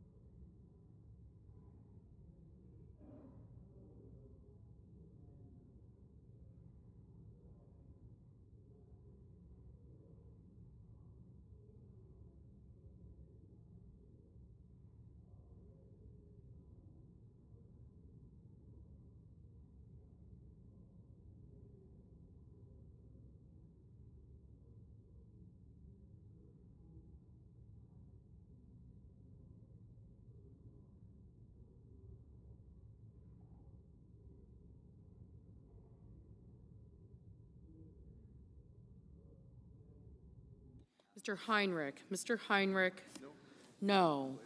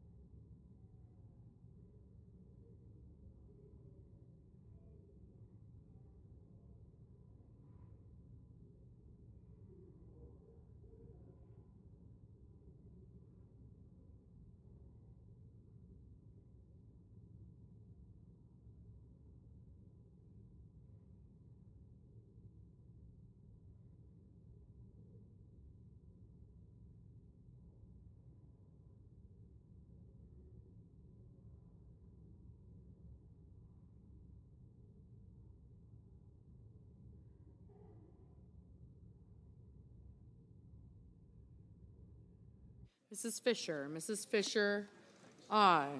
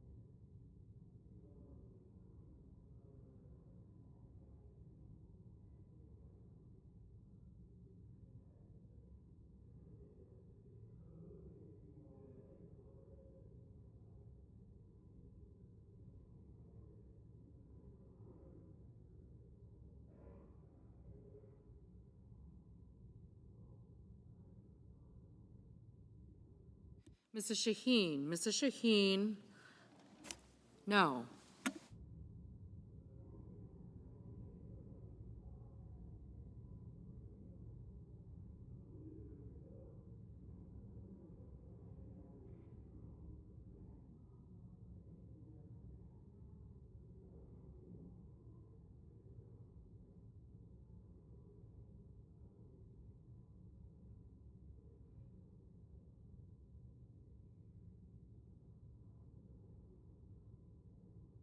Ms. Smith. Ms. Smith, no. Mr. Tuberville. Mr. Tuberville, aye. Mr. Ricketts. Mr. Ricketts, aye.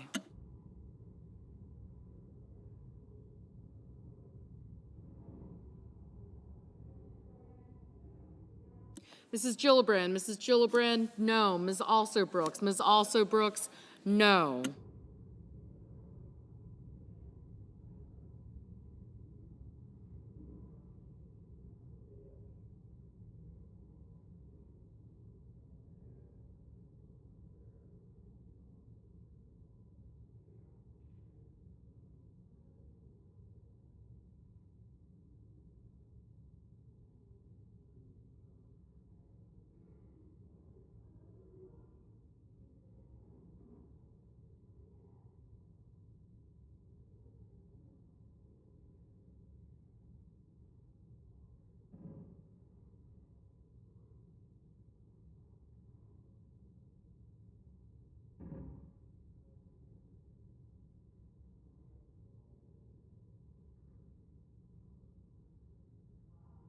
Ms. Collins. Ms. Collins, aye.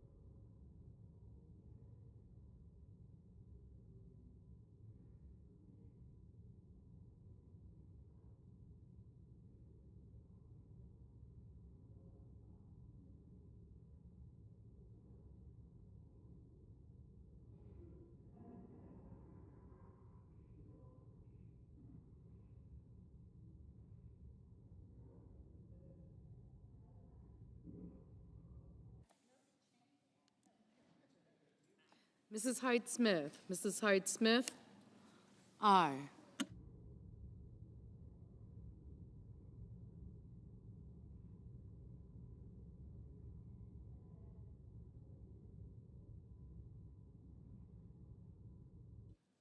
Ms. Blunt Rochester. Ms. Blunt Rochester, no.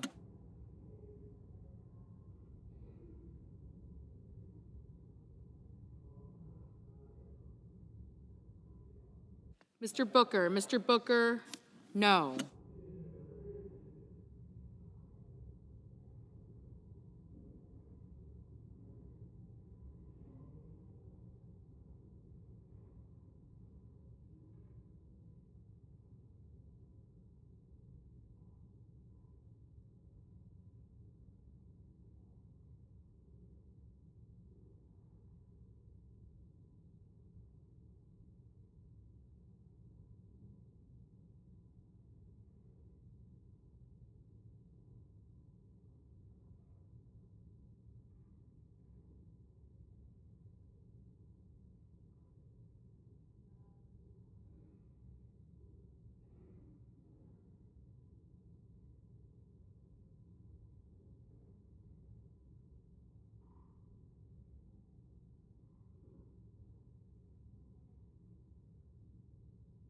Mr. Padilla. Mr. Padilla, no.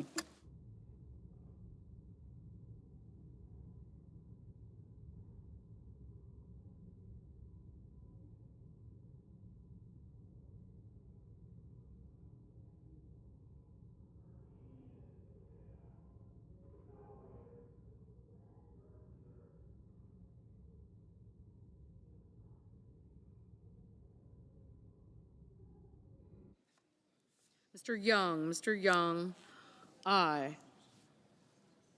Mr. Schmidt, aye. Ms. Rosen, no. Mr. Peters, no.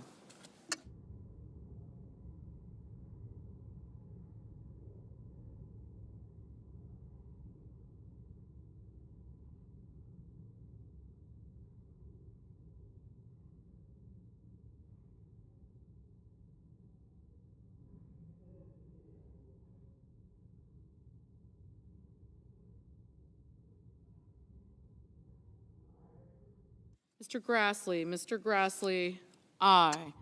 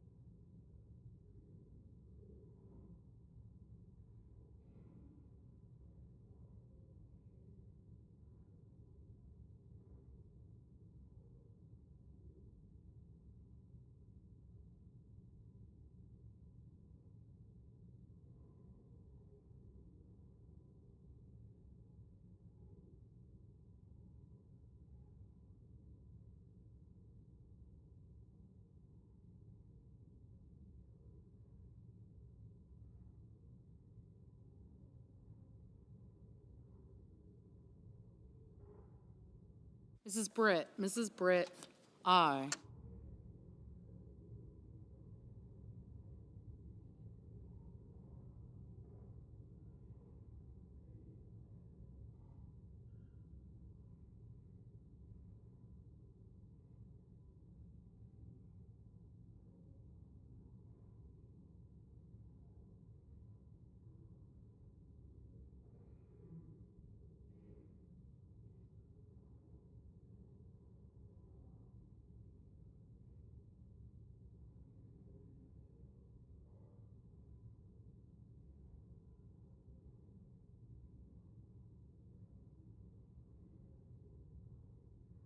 Mr. Marshall, aye.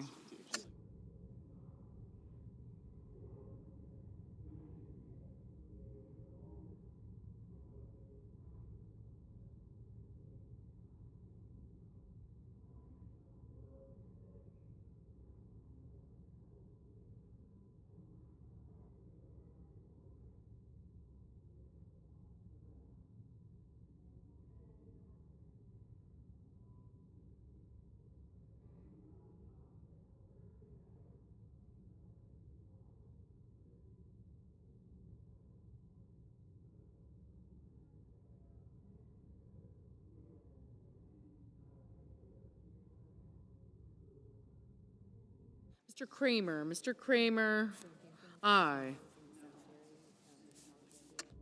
Mr. Warner, no.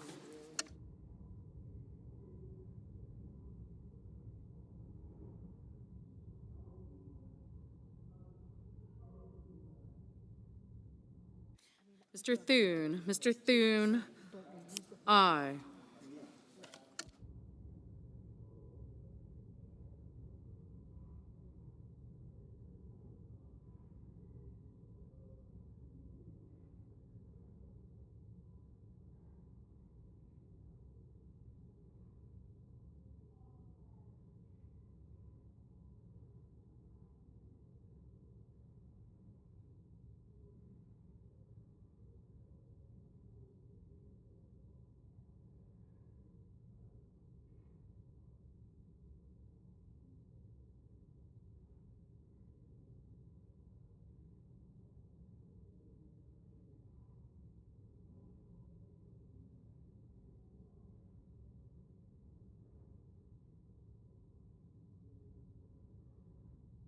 Mr.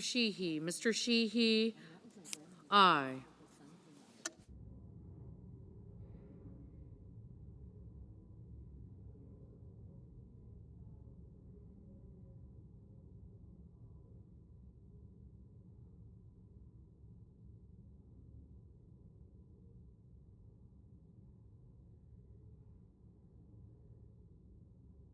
Mr. Lujan, Mr. Lujan, no. Mr. Hickenlooper, no.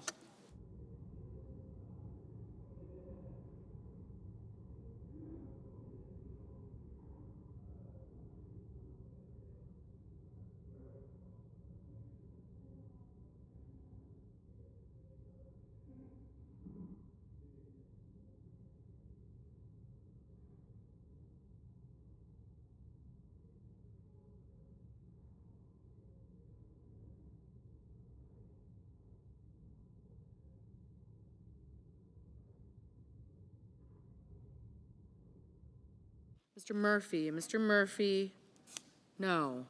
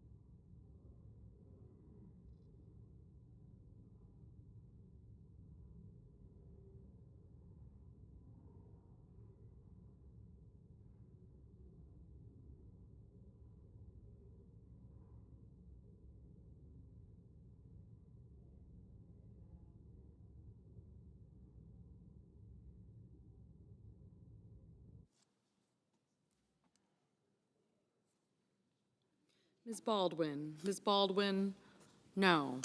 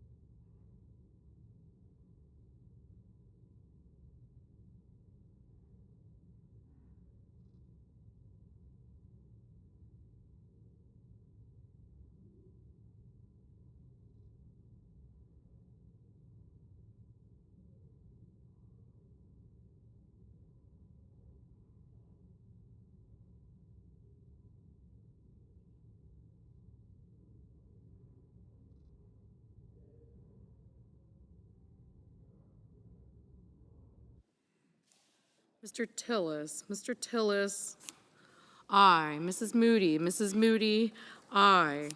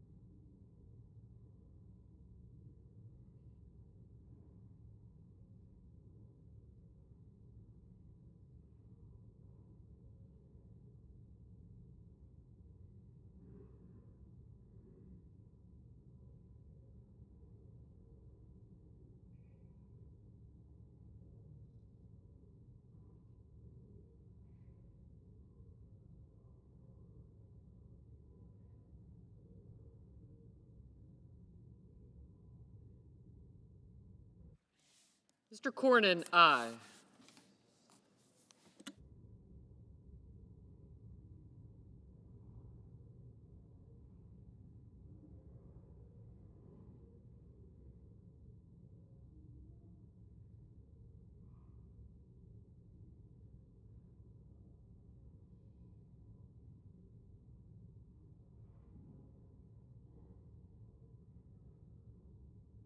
Mr. Hoven, aye.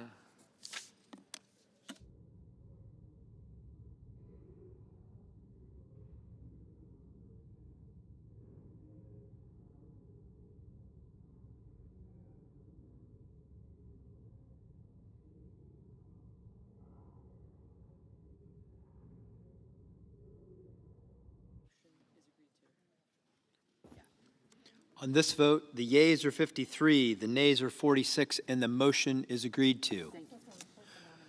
The clerk will report the nomination. Nomination, the judiciary, Edward L. Arto of Florida to be United States District Judge for the Southern District. Under this order, the Senate will resume legislative session and resume consideration of the motion to proceed to S. 2296, which the clerk will report. Motion to proceed to calendar number 115, S2296, a bill to authorize appropriations for fiscal year 2026 for military activities of the Department of Defense and so forth and for other purposes.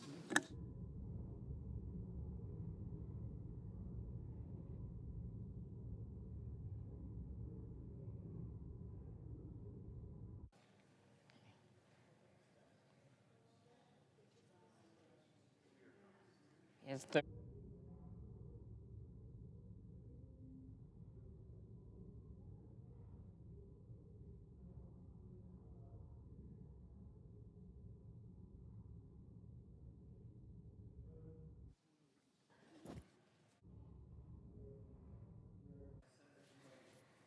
Mr. President, I ask unanimous consent that my defense fellow, Joshua Creddick, be granted floor privileges for the remainder of the calendar year.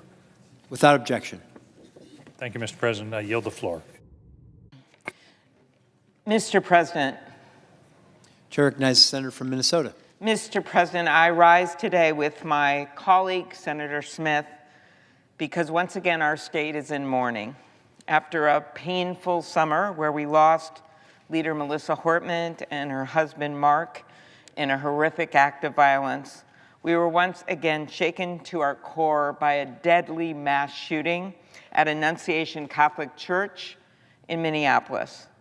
It happened during the first Mass of the year, an exciting time for so many students back to school, meeting their new teacher, seeing new students, right in the middle of that Mass. 2 children, Fletcher Merkel and Harper Moisky, were murdered.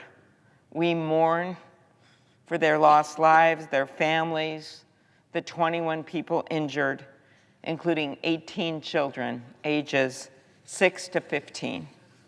I think about the teachers and clergy who never imagined having to instruct children to duck under church pews to save their lives, and all the kids who were forced to grow up way too quickly. They will never forget that morning. On the day of the shooting, literally within an hour of the shooting, I found out that one of my former employees who worked in this building, who I'm very close to, Kate Nyland, she had 3 kids in that church this morning.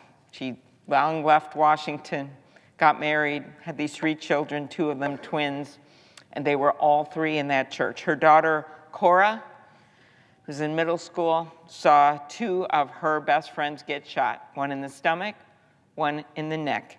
And she had to run out of that church when they could get to safety and told one of their dads that his daughter had been shot.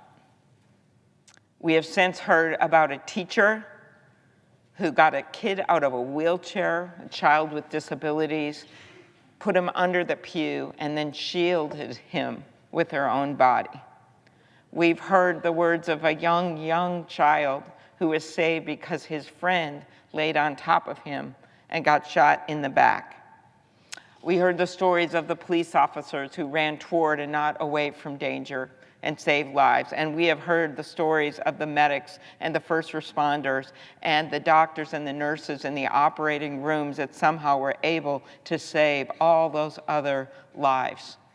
At 2 fine hospitals, at Hennepin County Medical Center, as well as at Children's Hospital in Minneapolis, and I'm sure several others. You know, it is such a close-knit neighborhood that surrounds this beautiful church. Annunciation is a church on a hill, but it's not a church alone on a hill. It is a church that's attached to a school, and it's a church and a school that are right next to houses, literally a few yards away. And then next to the houses are more houses. And then next to the houses are a shop. And then next to that is a restaurant. And then next to that is another big high school. And then next to that are more houses. So many houses filled with families who on that day, Wednesday, August 27th, had to tell their own kids the horror of what happened in every single one of those houses. You can't hide from this as much as you want to shield your kids from these kinds of stories. But when they're 6-year-olds that are in the mass shooting, that are in the church, who are the neighbors and friends of the kids in the other houses, every parent had to tell their kids about it. This church, this school, these people of faith, these neighbors, they've all been incredibly strong. And even on this horrific day, I saw hours after the shooting, neighbors sitting out on their lawn chairs with food for each other, neighbors hugging people they knew and hugging perfect strangers whose lives had been just turned upside down.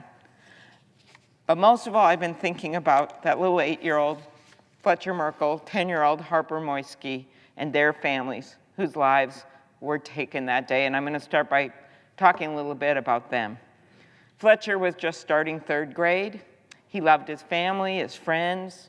He loved fishing and cooking, and in his dad's words, any sport that he was allowed to play. His dad also said that Fletcher was on his way to becoming a wonderful young man. In light of his family's tragedy, the family has urged people to wear bright colors to his funeral this Sunday to honor his memory.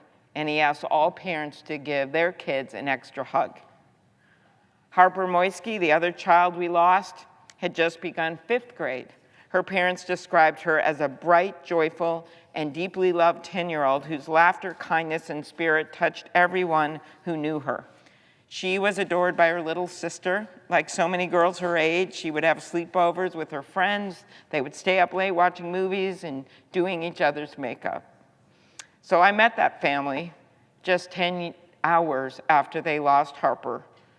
They joined thousands of people at the Academy of Holy Angels nearby because they didn't want to be alone. They wanted to be with people from their community, whether they knew them or not. They were there to hear from the Archbishop. They were there to hear words of comfort. And I met Harper's little sister, sitting quietly on her mom's lap, holding a teddy bear, knowing her life would never be the same. Harper's family was clear that they want to see us take action. In her parents' words, change is possible and it is necessary so that Harper's story does not become yet another in a long line of tragedies. Change is possible, but it takes courage. And that courage isn't supposed to come from parents in mourning or from defenseless kids in mass in the first week of school. 6th graders should not have to protect 1st graders. You know, I'll never forget meeting several of the Sandy Hook parents in 2013, and I've shared the story with some of the parents at Annunciation. It was the day that we had the vote on the bipartisan background check bill. I remember Joe Manchin was trying to get that done. It was a strongly bipartisan bill. It was one of my worst days in the Senate because they were in my office, and I had to call Joe to get the latest because he was trying to get the bill done and tell the families that we weren't going to be able to get it passed, that we were just missing a few votes. And I remember that day because one of the moms in my office described how her son had severe disabilities, and he had a school aide that would be with him all the time. And every day before he went to school, he would point at the picture of the school aide that was on their refrigerator because he loved her. And he did that day. So she told me that was the last time she saw her son. He's autistic, loved that aide, loved his family. And hours later, she sat with other parents in the firehouse in Connecticut, waiting as one by one kids would come in and their families would cry and grab them and hug them and whisk them away. And pretty soon, the families left in that firehouse knew that they were the ones left. They knew they would never see their babies again. And that mom sat there in that firehouse thinking, and the dad, and they thought about the fact that whatever happened to their child, which they now knew he was dead, it would happen to the school aide too. And when they found them, she had her arms around him in a closet. They were both shot dead. And those families asked me that day in my office, how come we have the courage to come here to advocate for background checks for something that wouldn't have even saved our babies? Because in this case, as you recall, the guns were in the household that the parents had got. But we advocated for the background checks and closing the loophole because we believe that it would save lives of other people's babies. And we believed it was the most likely thing that could pass. And we believed that despite some of us wanting an assault weapon ban or other things, that this was the smartest thing we could do. And the people in this place didn't have the courage to stand up like we did for other people's kids. We can never give up because it is impossible to believe when you look at what happens in other countries that still have legal guns and still allow for hunting. You know that we can be better. You know we can do better. You know that guns should not get into the hands of the people that have been doing these shootings. In 2018, after another horrific shooting, I worked across the aisle with Senator Hatch of Utah to pass a law which has provided over $400 million to support prevention programs to keep schools safe. We tried our best, but it's clearly not enough. In 2022, after our nation was rocked by mass shootings in Buffalo and at Robb Elementary in Uvalde, we passed the bipartisan Safer Communities Act, led by Senators Murphy and Cornyn, negotiated with a group of senators. It was an important first step in keeping our kids safe, providing more than $2 billion for things like school-based mental health services, violence prevention efforts. It kept hundreds of firearms out of the hands of some people that shouldn't have them. And it also included my legislation to close the boyfriend loophole and keep convicted domestic abusers from buying a gun. But it was just a first step. As this tragedy at Annunciation Catholic Church makes clear, there is still so much more that must be done. We cannot rest when gun violence remains the leading cause of deaths of kids and teenagers. We cannot rest when there have been over 90 school shootings in this country in 2025 alone. Congress needs to act with the courage and urgency this moment demands and pass common-sense gun violence prevention laws that will save lives. I come from a state with a time-honored tradition of hunting and fishing, like so many senators in this chamber. When I consider gun violence prevention measures in the past, I would always ask myself, do these reforms in any way hurt my Uncle Dick and his deer stand? My answer was always no. The shooter in Minneapolis used an AR-15 style weapon to fire nearly 120 of his shots. You don't have to have an assault weapon in a deer stand, but that's what he used that day in that church. So that is why a majority of Americans, including many Republicans, support an assault weapons ban. We also need to expand background checks, which over 80% of Americans support, and they're messy, they take too long. I think there's a lot more we could do with the information that we have available to us online right now. Give me a break. We can't figure out that some of these people that have bought these guns, that have been involved in mass shootings, shouldn't have these guns. In today's world, with all this stuff online, We're not able to put the resources into figuring that out. How do you tell that to the parents of that 8-year-old and 10-year-old? How do you tell it to the parents of the kids that are still in the hospital right now, barely holding on to their lives? We should close dangerous loopholes to keep guns away from the people who we all know shouldn't have them. We need to ban ghost guns and bump stocks and high-capacity magazines. It's never one size fits all. Each shooting is a little different. But if we just took these common-sense measures, which would set us back on hunting or legal gun ownership, we would make a difference. And we must restore full funding for the ATF, the agency that enforces many of our nation's gun laws and plays a huge role in tracing crime guns. The administration cut its budget by more than $400 million and rolled back critical gun violence prevention programs across the Justice Department. So I'm not saying every one of these things would have prevented what happened in one shooting or the other, but I do know, especially when I look back at Uvalde and the Buffalo shooting and the dad that was just simply going to get a birthday cake, never came back from the grocery store. I do know that some of these things on assault weapons or age limits or doing something when it comes to closing loopholes of who should be able to get these guns, they would have saved a whole bunch of lives if we got that done.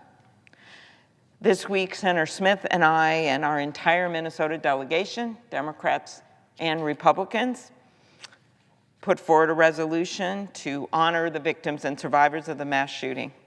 The resolution condemns the violence and commends the bravery and service of law enforcement, first responders, medical caregivers, school and church staff, and community members who acted swiftly to protect and help others. No one should have to fear this threat of gun violence. And I'm glad we came together across party lines to put that resolution forward, from our most liberal members over in the House to our most conservative. But we have to do more. In the wake of this senseless tragedy, the Archbishop of Minneapolis and St. Paul, Archbishop Hebda, shared something that struck with me. He said, we have to recognize that it's through prayer, but also through the prayer of the feet, through action, that we can indeed make a difference. That has to be the source of hope. And he read a letter from Pope Leo, who said, we must stop the pandemic of arms which infects our world. And the Pope prayed that we might fulfill the prophecy of Isaiah. They shall beat their swords into plowshares and their spears into pruning hooks. There are things we can do here. There's things that would make a difference, and we all know that. It's just going to take the courage of those little 6th graders that laid on top of 1st graders, or the teacher that took the kid with disabilities out of the wheelchair and laid on top of them. That's real courage. We just have to have a little political courage to get this done. So let's honor the lives of these precious kids we lost by taking action to stop senseless acts of gun violence, by praying, yes, but also praying for action. Thank you, and I yield the floor.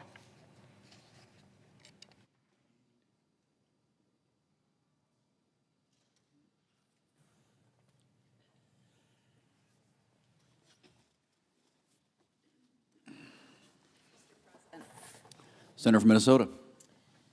Mr. President, I stand before this body trying to make sense of the terrible shooting at Annunciation Catholic School, just a couple of miles from where Archie and I live in Minneapolis, and I can't. I can't make it make sense.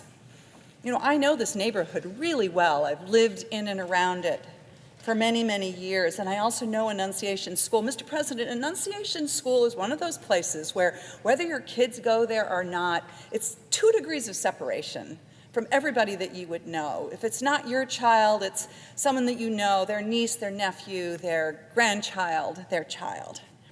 And here in Annunciation Catholic School, on a fall morning, sweet children were gunned down when they went to Mass to celebrate the beginning of the school year. And their sense of peace and safety were shattered like the church windows that the bullets flew through. Fletcher Merkel was 8 years old. His dad said that Fletcher had an infectious smile and he danced with every touchdown he scored in flag football. And he loved his family and his friends, and he loved fishing and cooking. Harper Moisky was 10. Her parents say that she was a bright, joyful, and deeply loved child whose laughter and kindness and spirit touched everyone who knew her. There were 21 others shot that morning.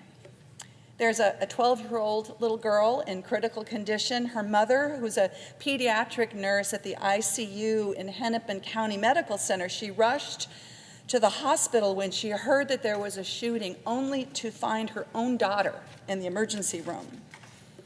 Another supervising nurse there rushed to the ER to help, even though it wasn't her shift. And what she did, she found a little girl who was so scared and so terrified that she climbed into the CT scan with that little girl to stroke her hair and hold her hand so that she would not have to be alone.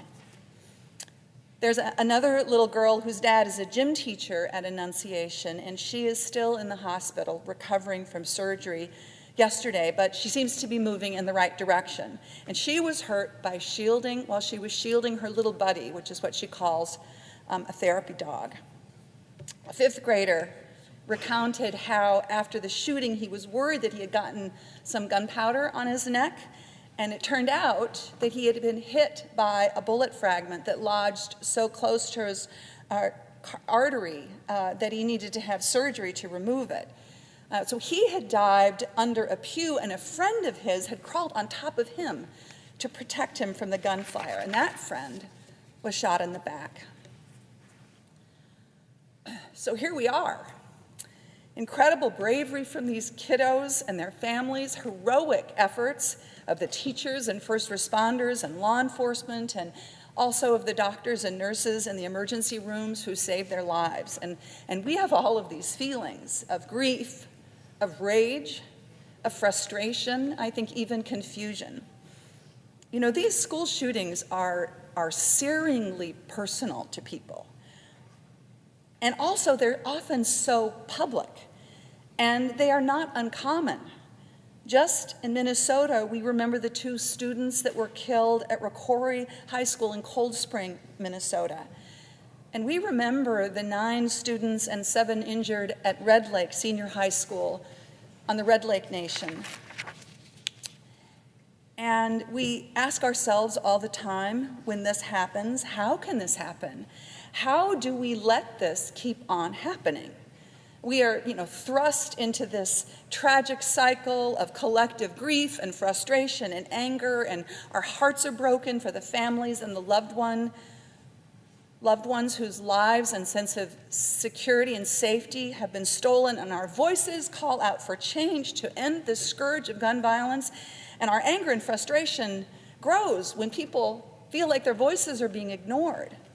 And I am angry because we keep choosing to protect the interests of this big gun lobby rather than the lives of our little babies.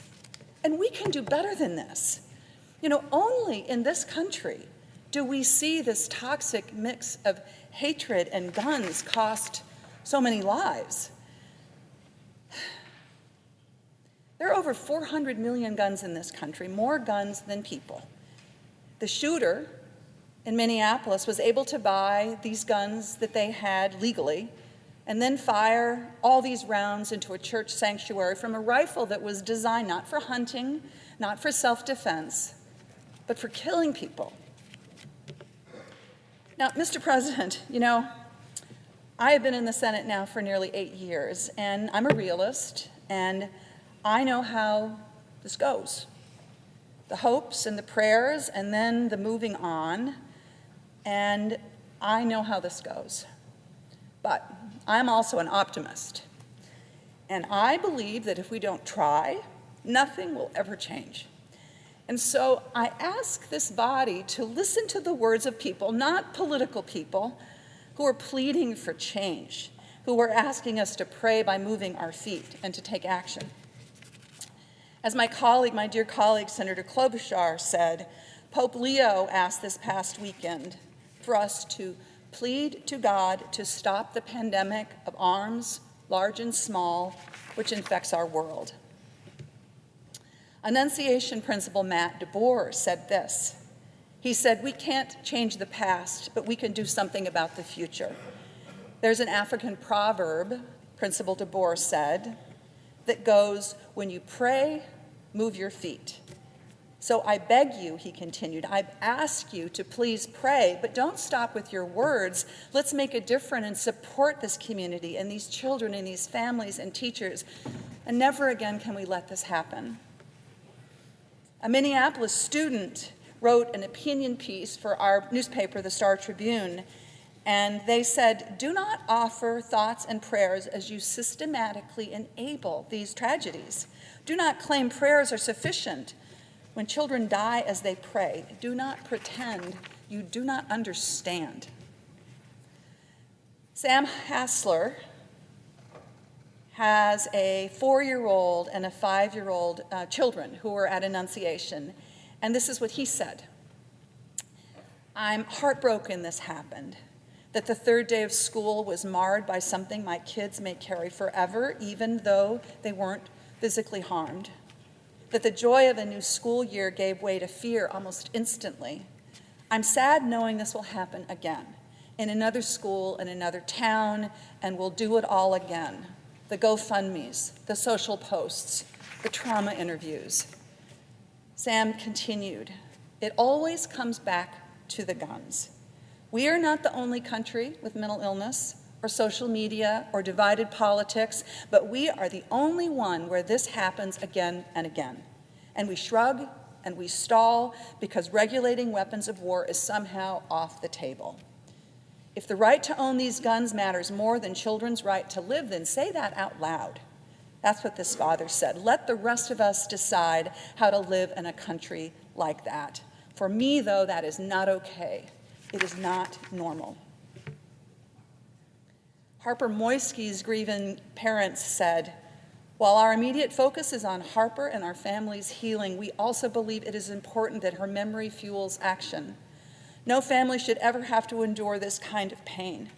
We urge our leaders and communities to take meaningful steps to address gun violence and the mental health crisis in this country. Change is possible, and it is necessary, so that Harper's story does not become yet another in a long line of tragedies." These are the words of people who have lived through this tragedy. Colleagues, this body has shown that we can take steps to keep our children safer.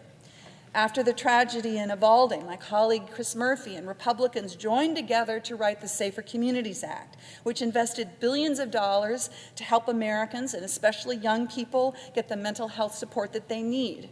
And it took important, meaningful steps to make it harder for dangerous people to get guns. More work to do, but we showed that we could make progress.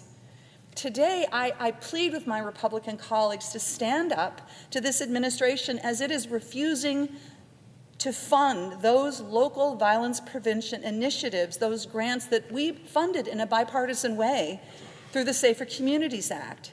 We should undo the cuts to Medicaid that just got pushed through with the big, beautiful bill, and it's the #1 source of insurance for people who are seeking mental health care in this country. We should condemn the Secretary of Health and Human Services when he says with no basis that somehow antidepressants cause school shootings. And then we should come together and negotiate in a meaningful way to keep assault weapons like the ones that killed and injured the students of Annunciation Catholic School out of the hands of dangerous people. Now, we know there is no one answer to this terrible scourge of gun violence that is killing our children. There is no one thing that we can do to change the shameful statistic that the #1 cause of death for children in this country are firearms. But because there's no one answer doesn't mean that we shouldn't try. We have to try.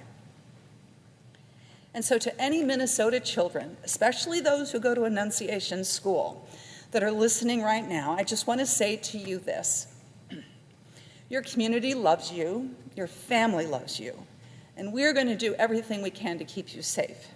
I am in awe of your resilience, but you should never have to go through what you've been through this last week. I am so sorry that the adults have not done enough to keep you safe, and we need to do better. Mr. President, I yield the floor.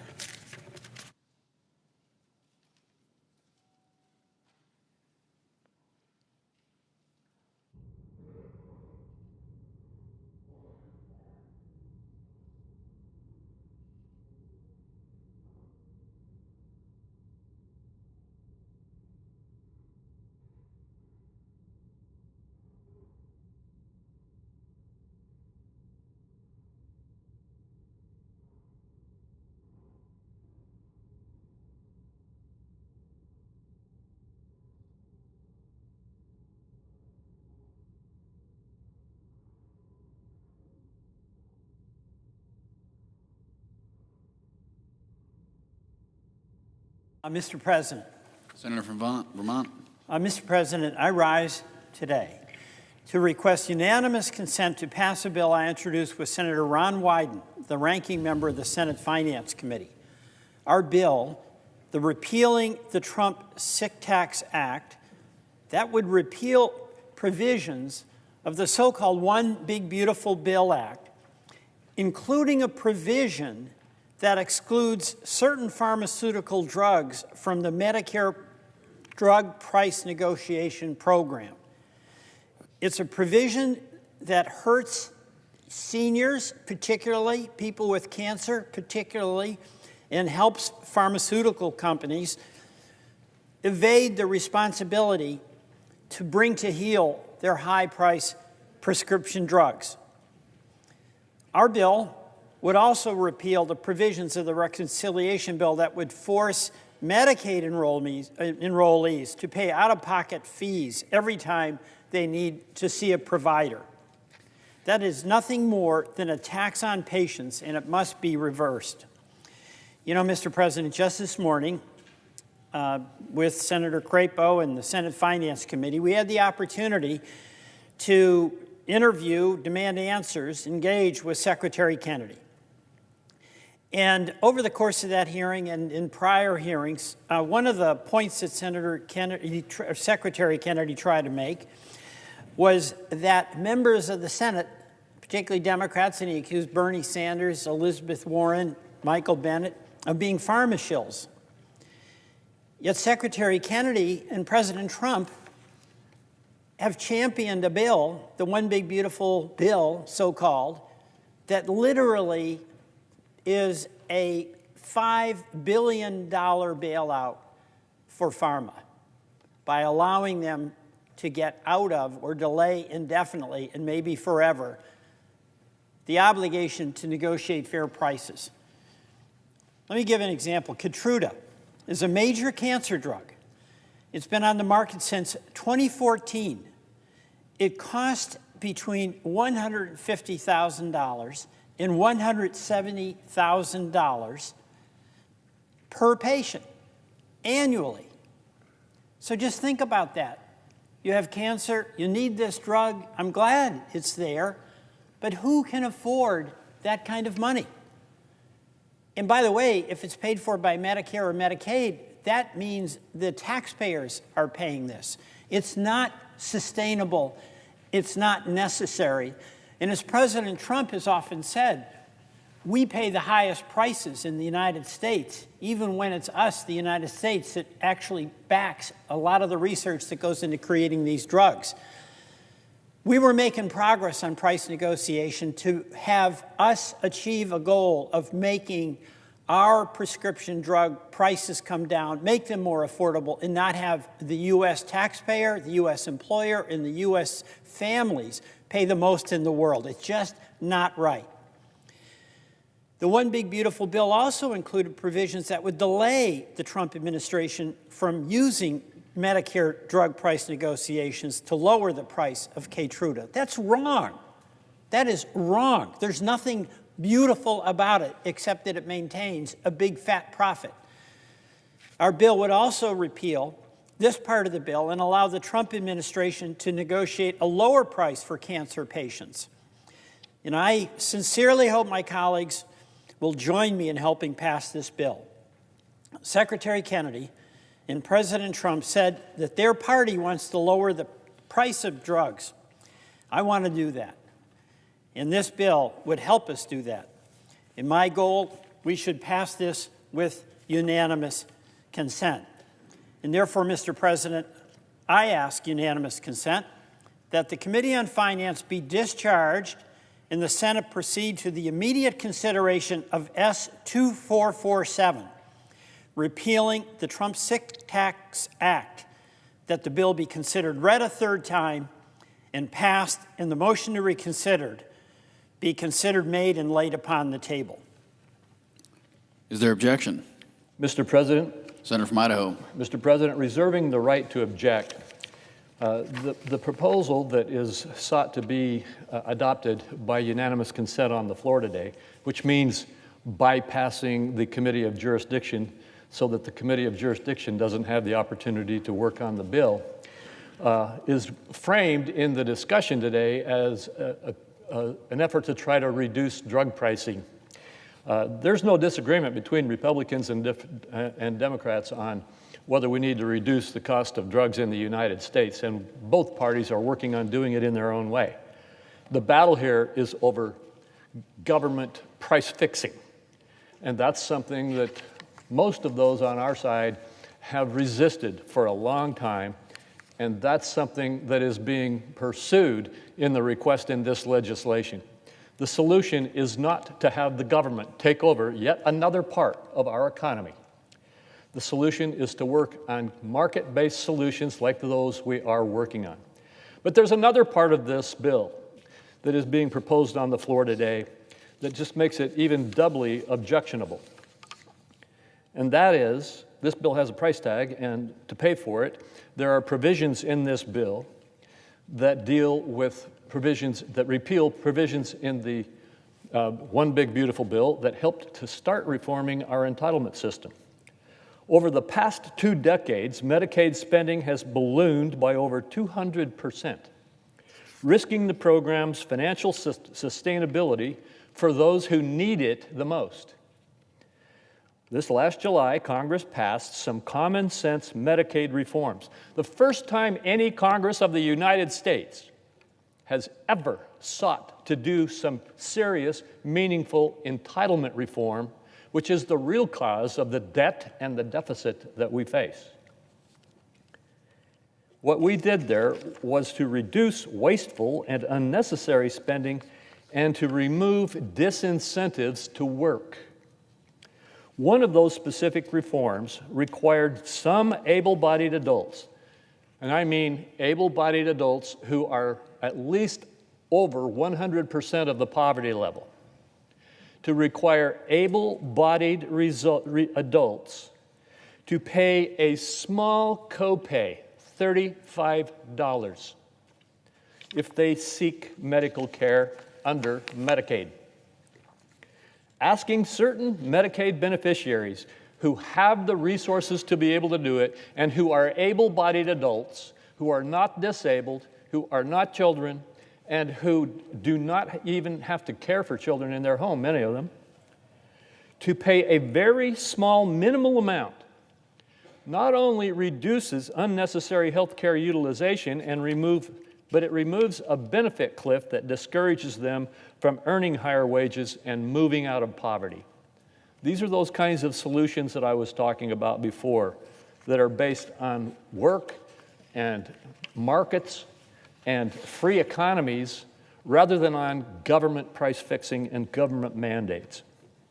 Unfortunately, the bill before us today eliminates this important reform and increases unnecessary spending by over $7 billion. More concerning, the bill also repeals a bipartisan policy supported by over 30 patient advocacy groups to spur investment into life-saving cures for patients with rare diseases. This policy offers hope to the 95% of Americans living with a rare disease who lack an approved treatment. The Finance Committee has a deep history of bipartisan efforts to bolster patient access to care, and to properly align market incentives to strengthen our federal health care system. Today's bill falls short of those objectives, but I look forward to working with my colleagues on these types of issues and other priorities to achieve these goals. This bill should be reviewed by the Finance Committee, and I commit that we'll continue to work on proper, meaningful entitlement reform and health care improvement across the United States. For those reasons, I object.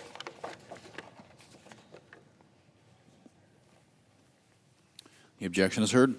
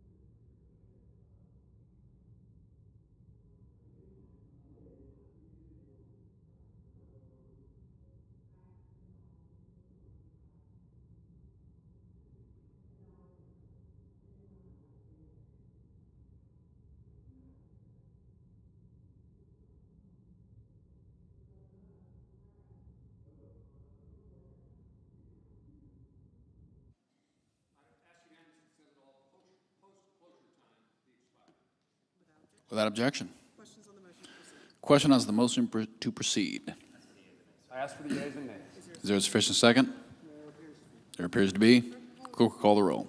Ms. Alsobrooks, Ms. Baldwin, Mr. Banks, Mr. Barrasso, Mr. Bennett, Mrs. Blackburn, Mr. Blumenthal, Ms. Blunt Rochester, Mr. Booker, Mr. Bozeman, Mrs. Brett, Mr. Budd, Ms. Cantwell, Mrs. Capito, Mr. Cassidy, Ms. Collins, Mr. Coons, Mr. Cornyn, Ms. Cortez Masto, Mr. Cotton, Mr. Kramer, Mr. Crapo.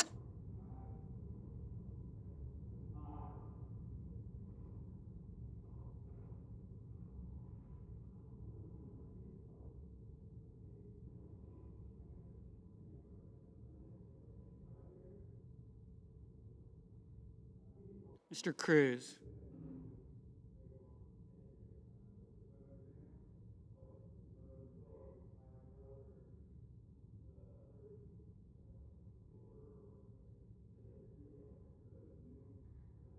Mr. Curtis.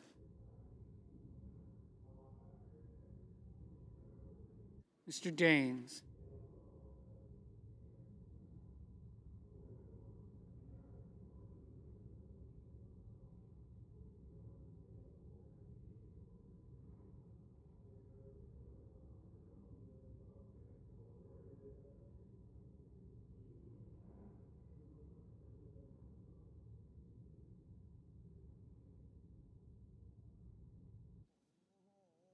Ms. Duckworth. Mr. Durbin.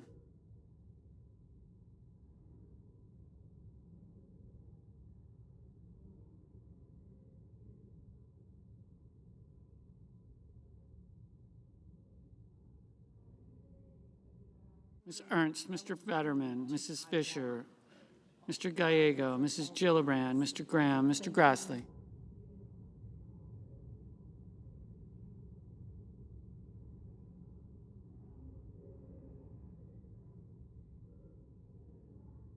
Mr. Haggerty, Ms. Hassan, Mr. Hawley, Mr. Heinrich, Mr. Hickenlooper, Mr. Rono, Mr. Hoven, Mr. Husted, Mrs. Hyde-Smith.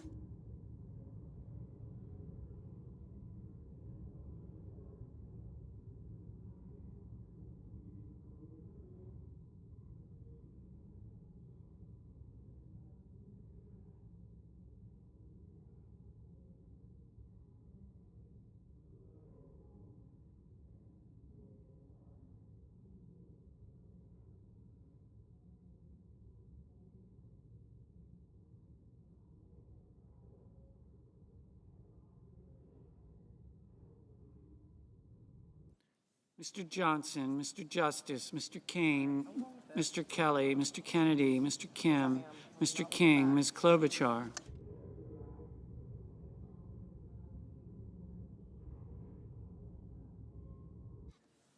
Mr. Langford, Mr. Lee, Mr. Lujan, Ms. Lummis, Mr. Markey, Mr. Marshall, Mr. McCormick, Mr. McConnell, Mr. Merkley, Mrs. Moody, Mr. Moran, Mr. Moreno, Mr. Mullen, Ms. Murkowski, Mr. Murphy, Mrs. Murray, Mr. Ossoff, Mr. Padilla, Mr. Paul, Mr. Peters, Mr. Reed, Mr. Ricketts,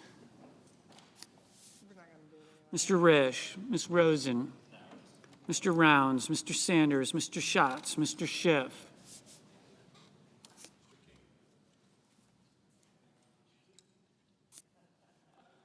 Mr. Schmidt, Mr. Schumer, Mr. Scott of Florida, Mr. Scott of South Carolina, Mrs. Shaheen, Mr. Sheehy, Ms. Slotkin, Ms. Smith, Mr. Sullivan, Mr. Thune, Mr. Tillis, Mr. Tuberville, Mr. Van Hollen, Mr. Warner, Mr. Warnock, Ms. Warren, Mr. Welch, Mr. Whitehouse, Mr. Wicker,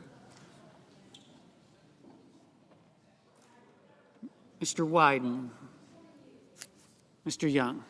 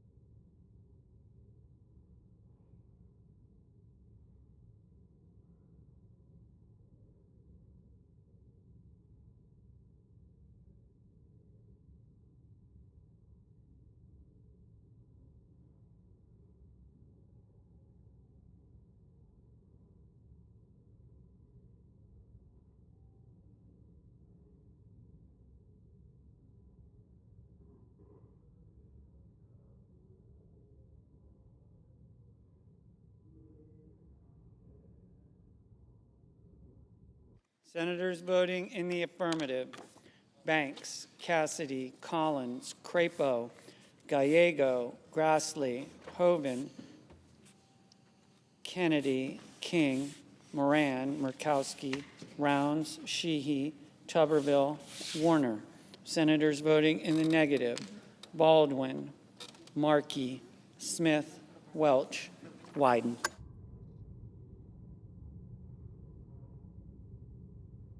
Ms. Hassan,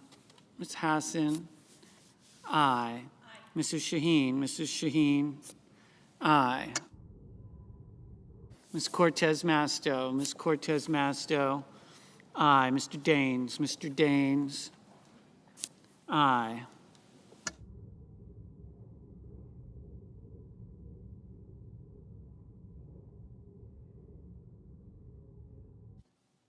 Ms. Slotkin, aye.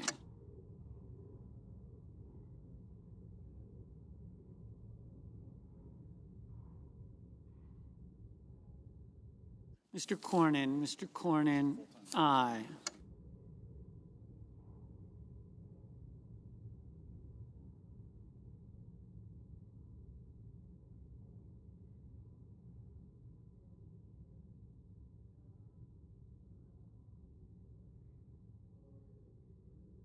Mr. Kane, aye.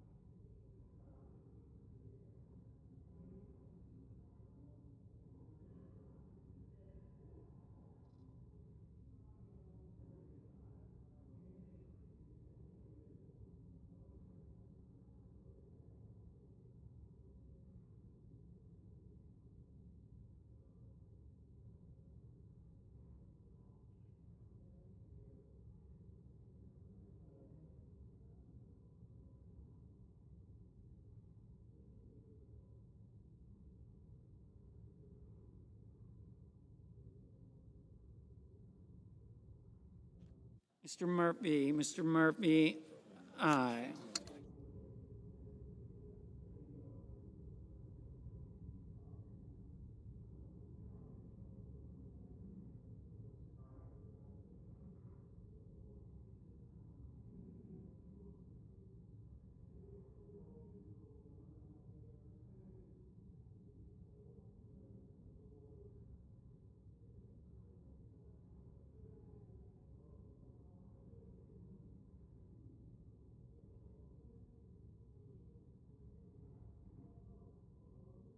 Mr. Johnson, aye.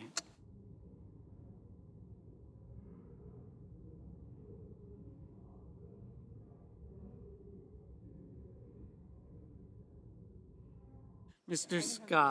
Scott of Florida, aye. Mr. Graham, aye.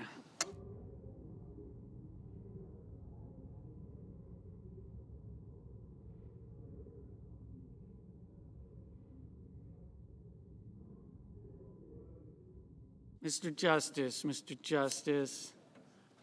aye.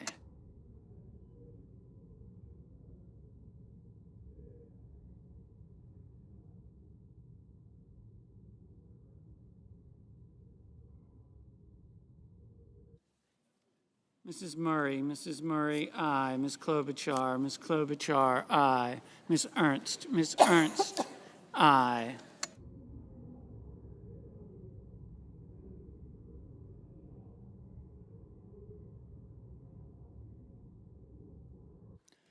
Mr. Reed, aye.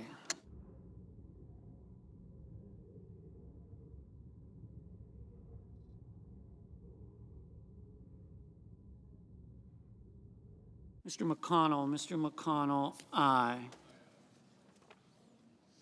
Mr. Paul, no. Mrs. Hyde Smith, aye.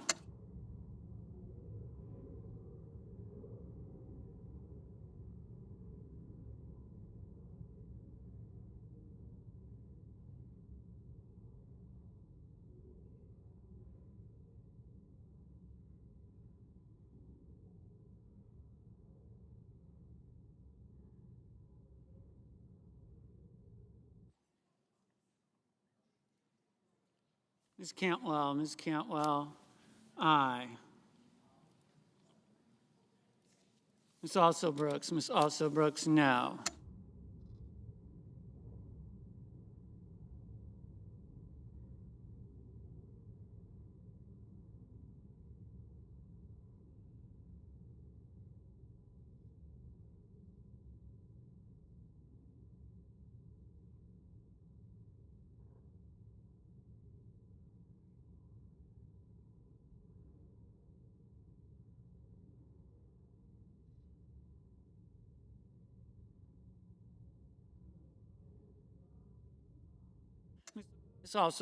Ms. Also Brooks, aye.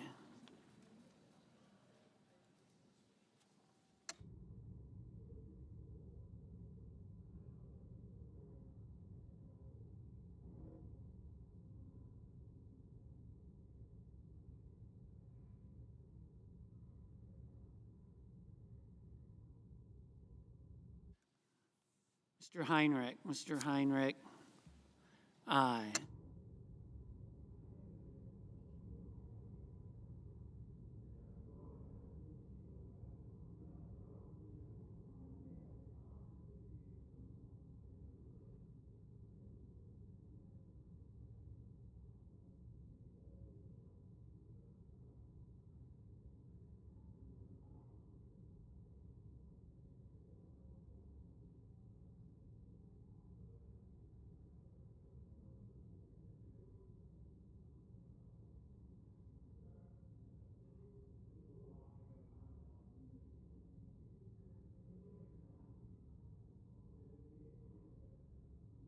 Mr. Lujan, aye.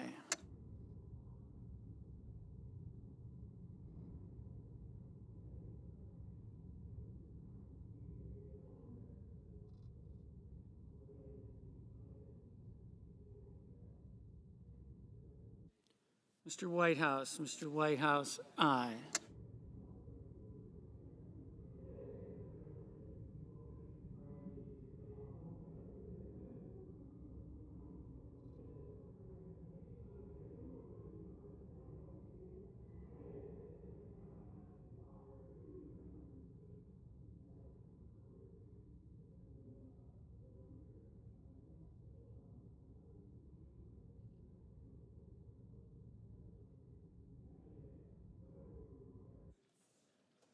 Ms. Warren, no.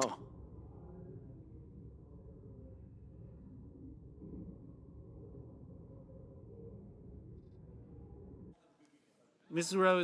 Rosen, aye.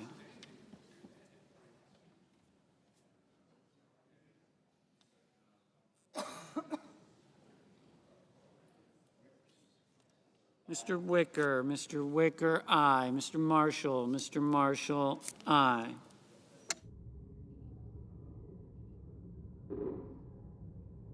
Mr. Tillis, aye.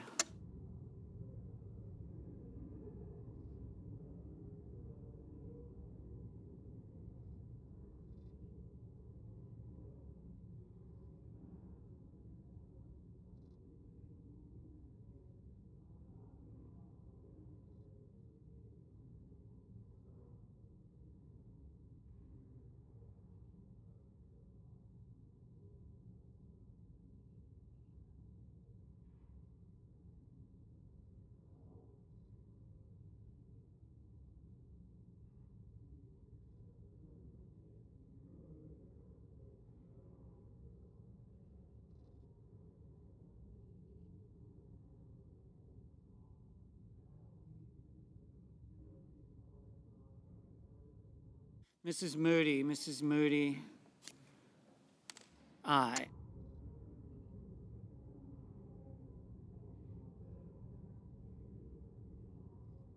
Mr. Fetterman, aye.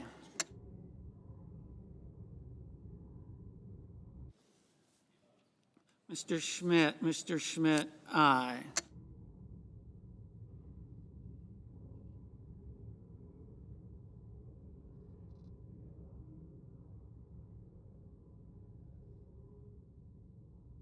Mr. Bozeman, aye.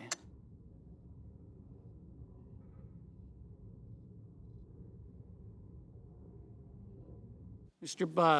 Budd, aye.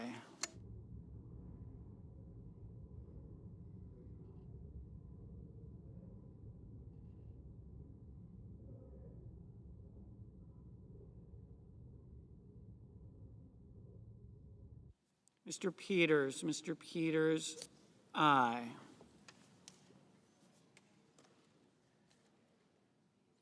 Mr. McCormick, aye.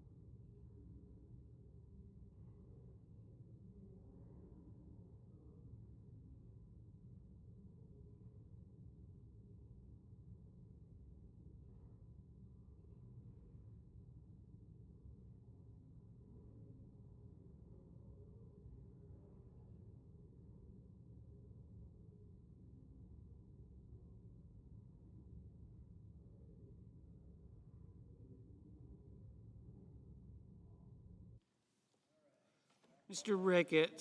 Ricketts, aye.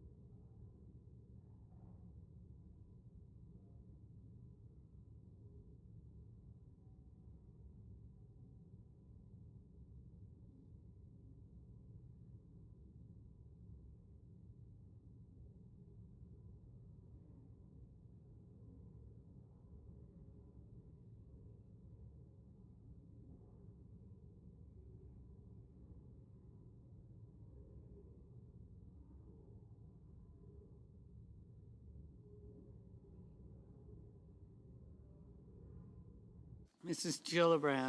Gillibrand, You might have to move faster. aye.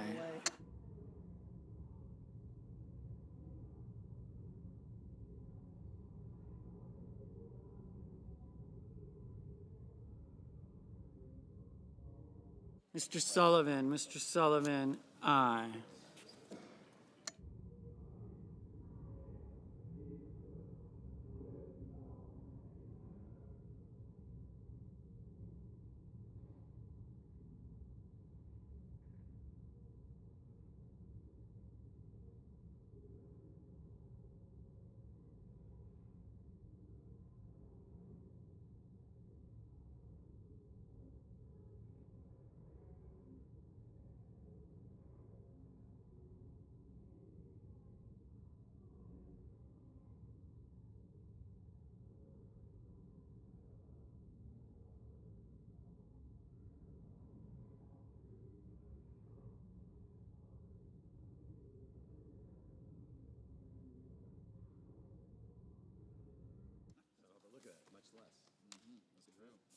Mr. Kramer,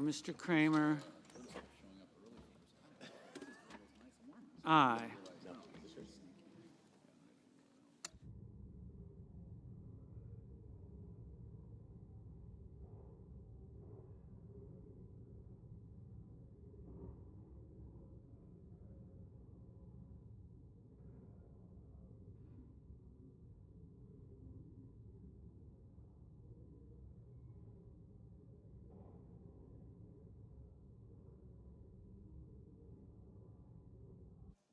Mr. Moreno,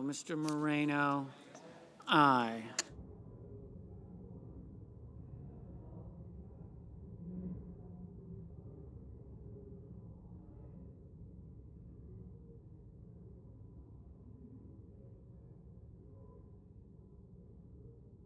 Ms. Hirono, aye.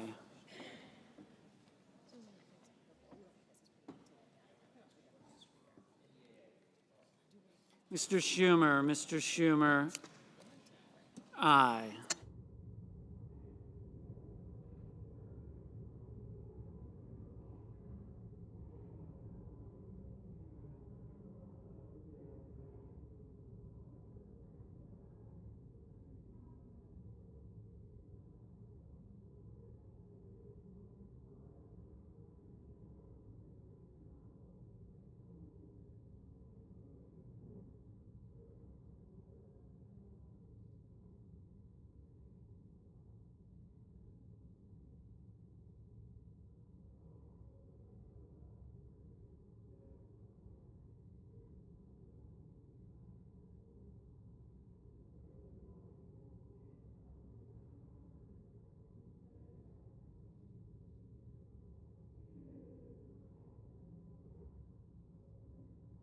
Mr. Kim, aye. Mr. Cotton, aye.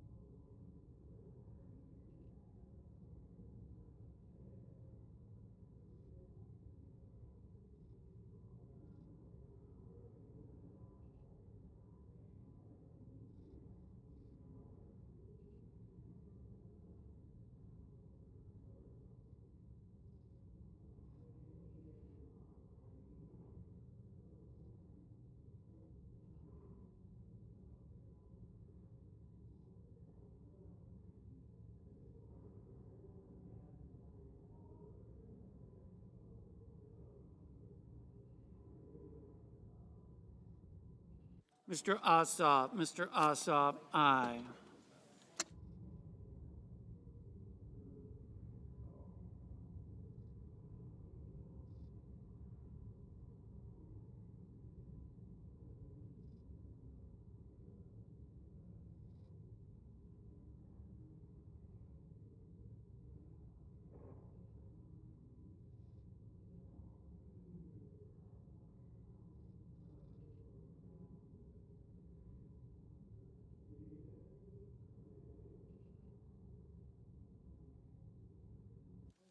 Mr. Curtis,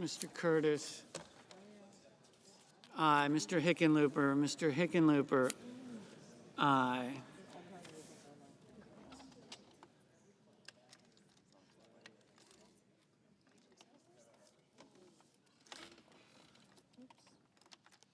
I'm about to leave, so don't worry about it. You can switch. When Josh comes up, you can just get him a water, but thank you.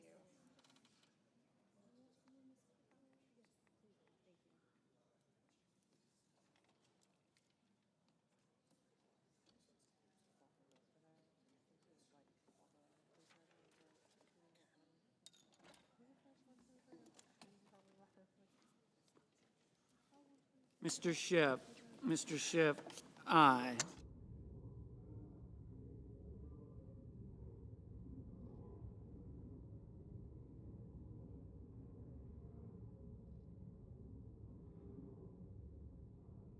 Mr. Mullen, aye. Mrs. Fisher, aye. Mr. Schatz, no. Mr. Warnock, aye.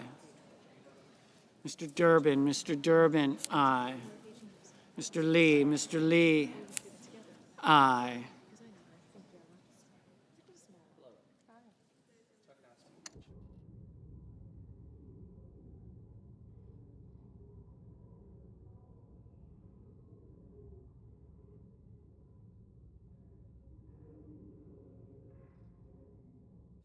Mr.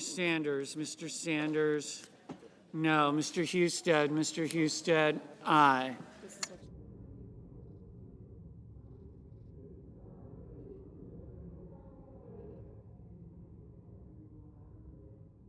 Ms. Blunt Rochester, aye.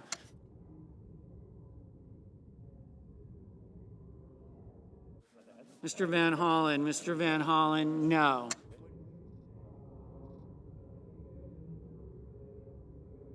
Mr. Kelly, aye. Ms. Lummis, aye. Mr. Merkley, no.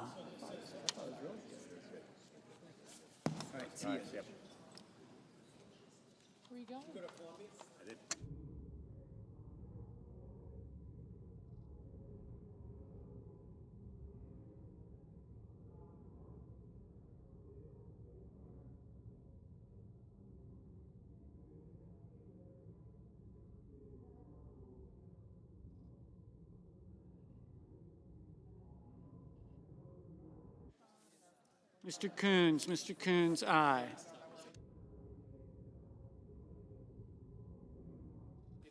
Mr. Padilla, no. You mean the sub and one more?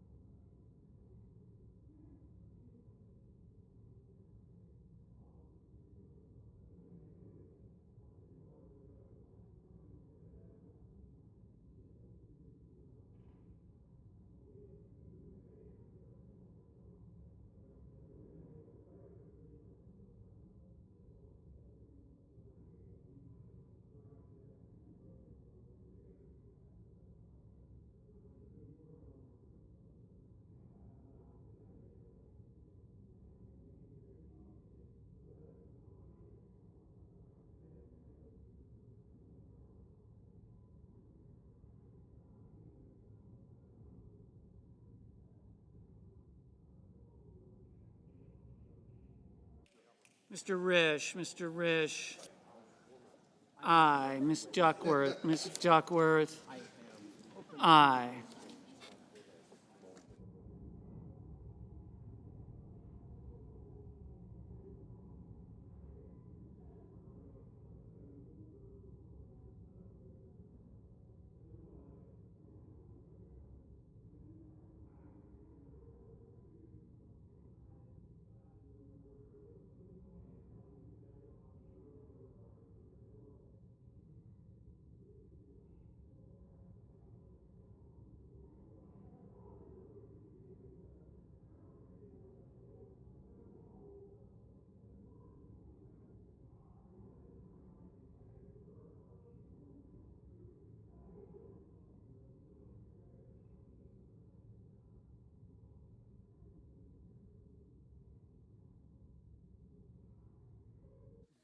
Mr. Booker, No.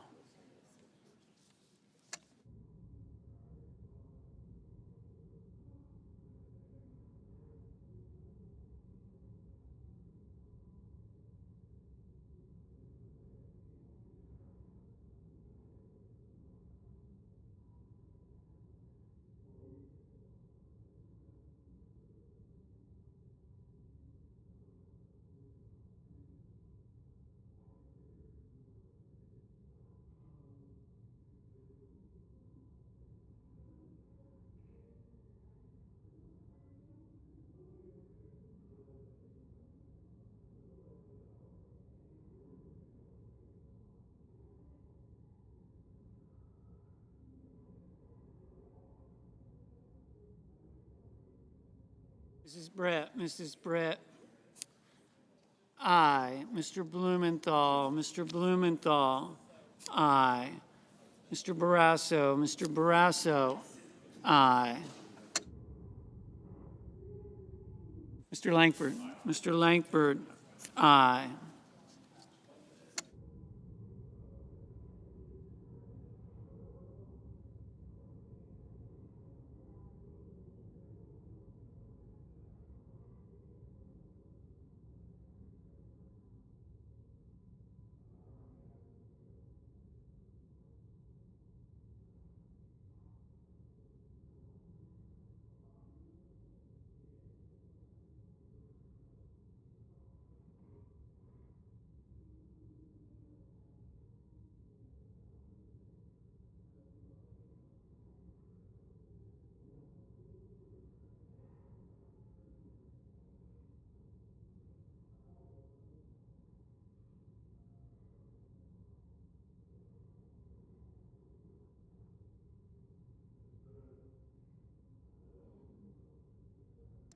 Mr. Bennett. Mr. Bennett.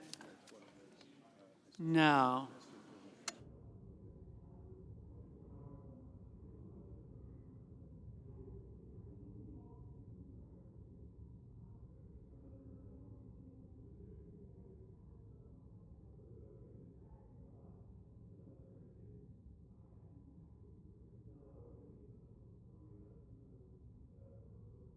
Mr. Bennett. Mr. Bennett. Aye. Nice.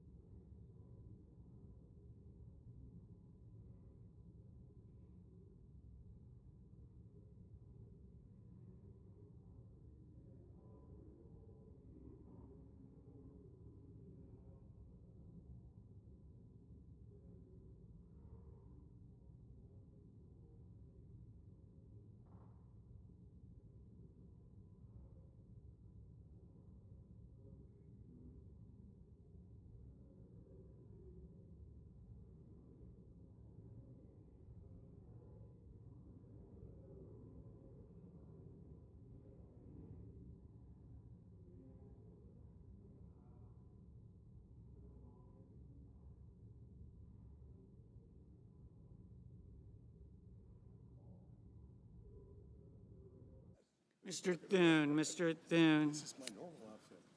Aye.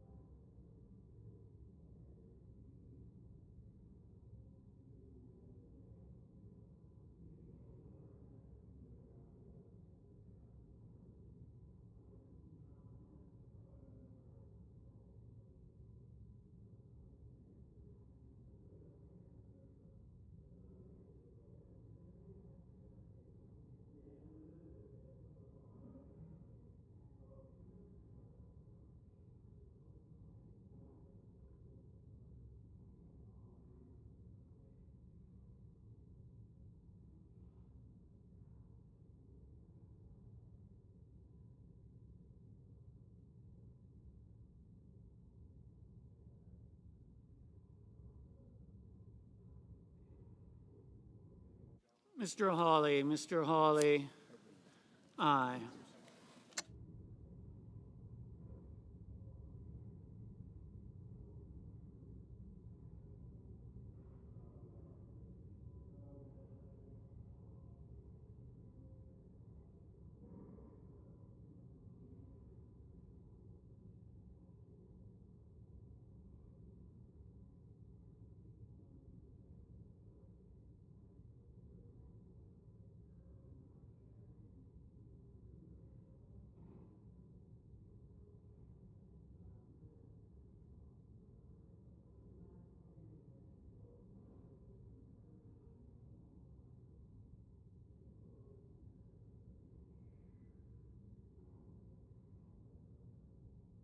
Mr. Young, aye.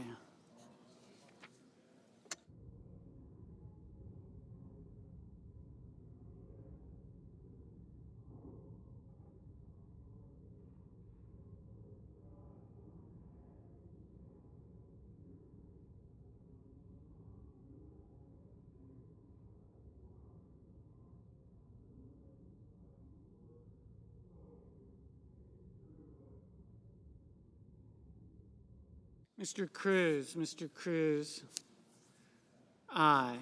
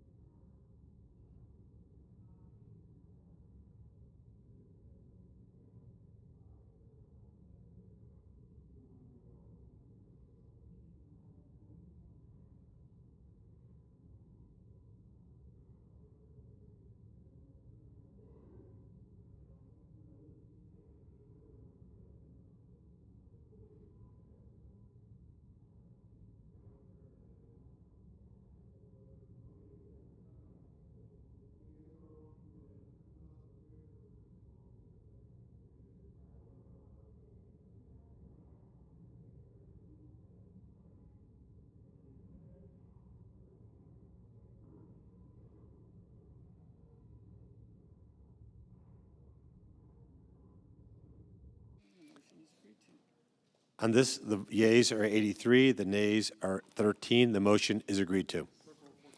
The clerk will report the bill. Calendar number 115S2296, a bill to authorize appropriations for fiscal year 2026 for military activities of the Department of Defense and so forth and for other purposes.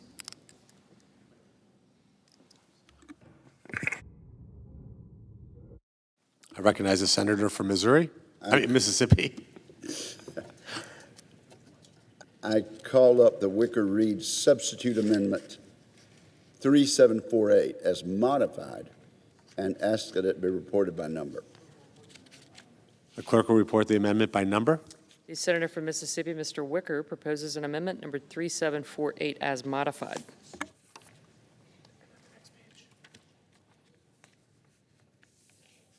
And then, Mr. President, I call up Amendment 3427 to Senate Amendment 3748 as modified and ask that it be reported by number.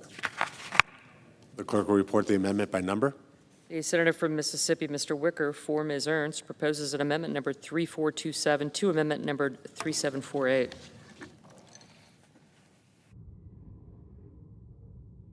Suggest the absence of a quorum. Ms. Alsobrooks.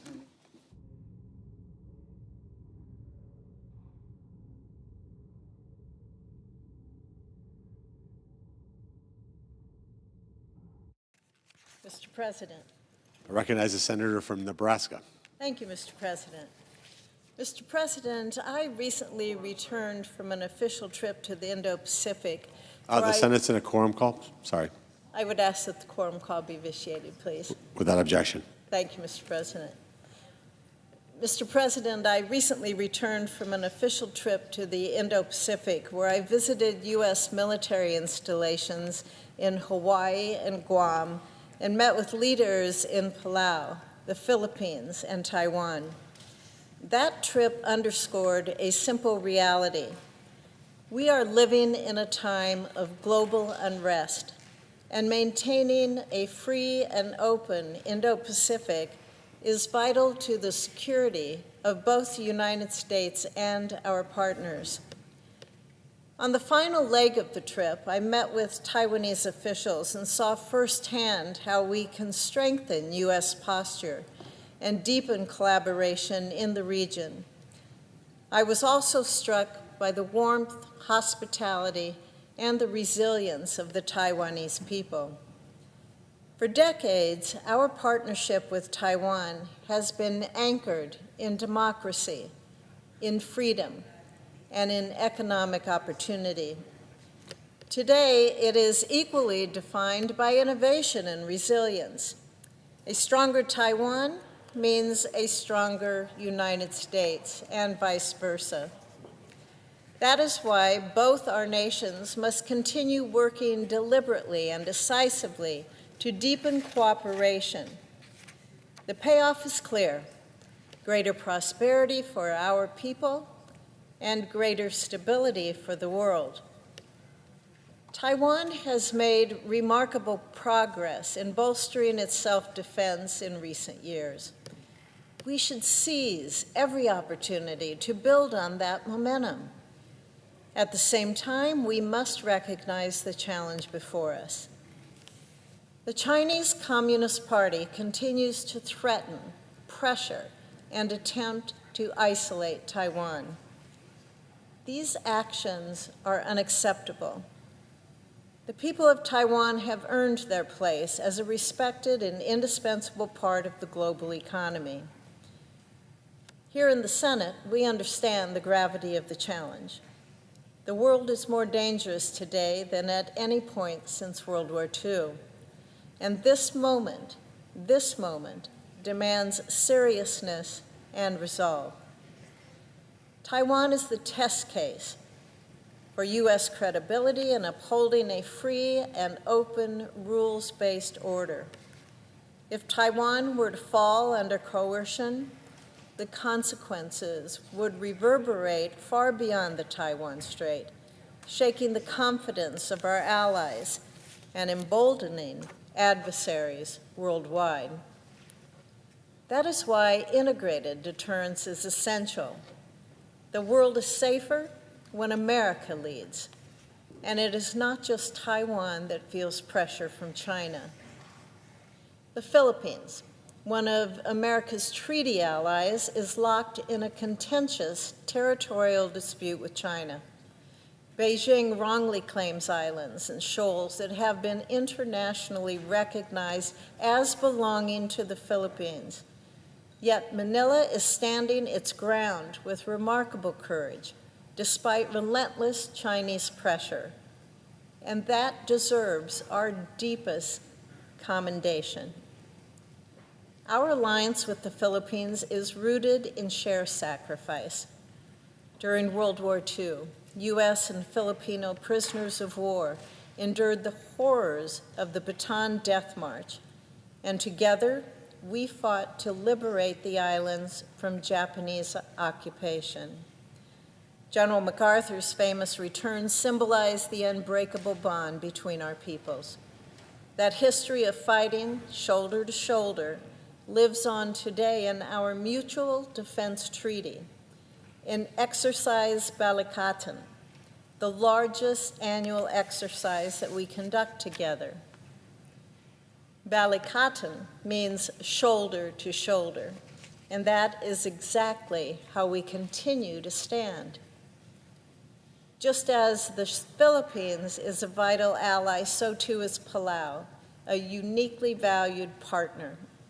As a compact of free association state, our relationship with Palau goes beyond a traditional alliance. It is both economic and military. Palauan citizens can live, work, and study in the United States, while U.S. forces have access to Palauan territory under the ironclad guarantee of American defense.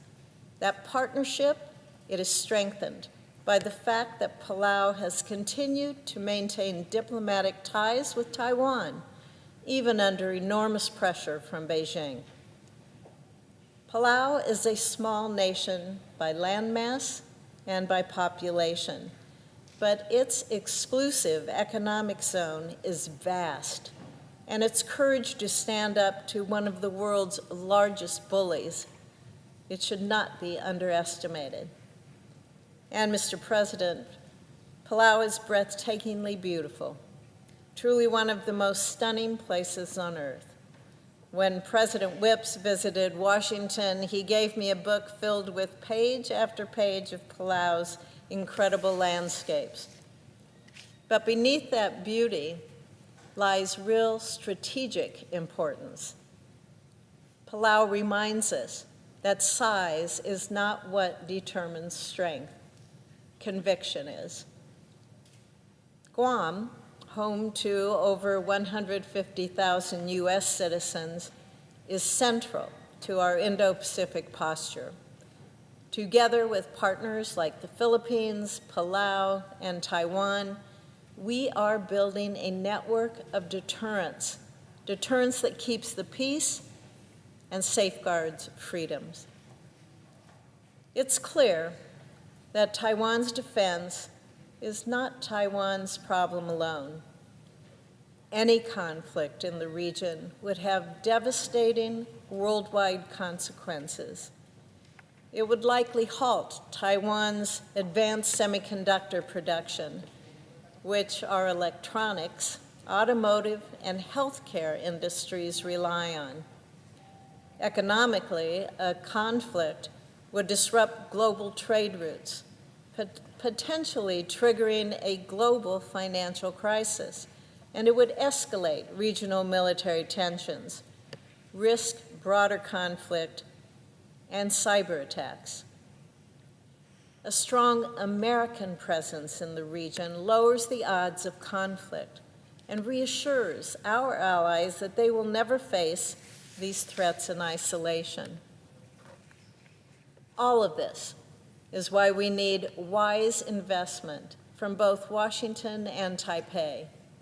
It requires strengthening our deterrence networks and ensuring that our forces are ready for the threats of tomorrow. I'm proud that the Senate Armed Services Committee has made this a top priority and that the National Defense Authorization Act for fiscal year 2026 reflects that commitment. I look forward to voting for this must-pass legislation on the Senate floor and to vote on it very soon. That partnership between the United States and Taiwan is built on shared values and common purpose. It advances the security, prosperity, and freedom of our peoples. If we continue to invest in deterrence, I am confident that partnership will endure for generations.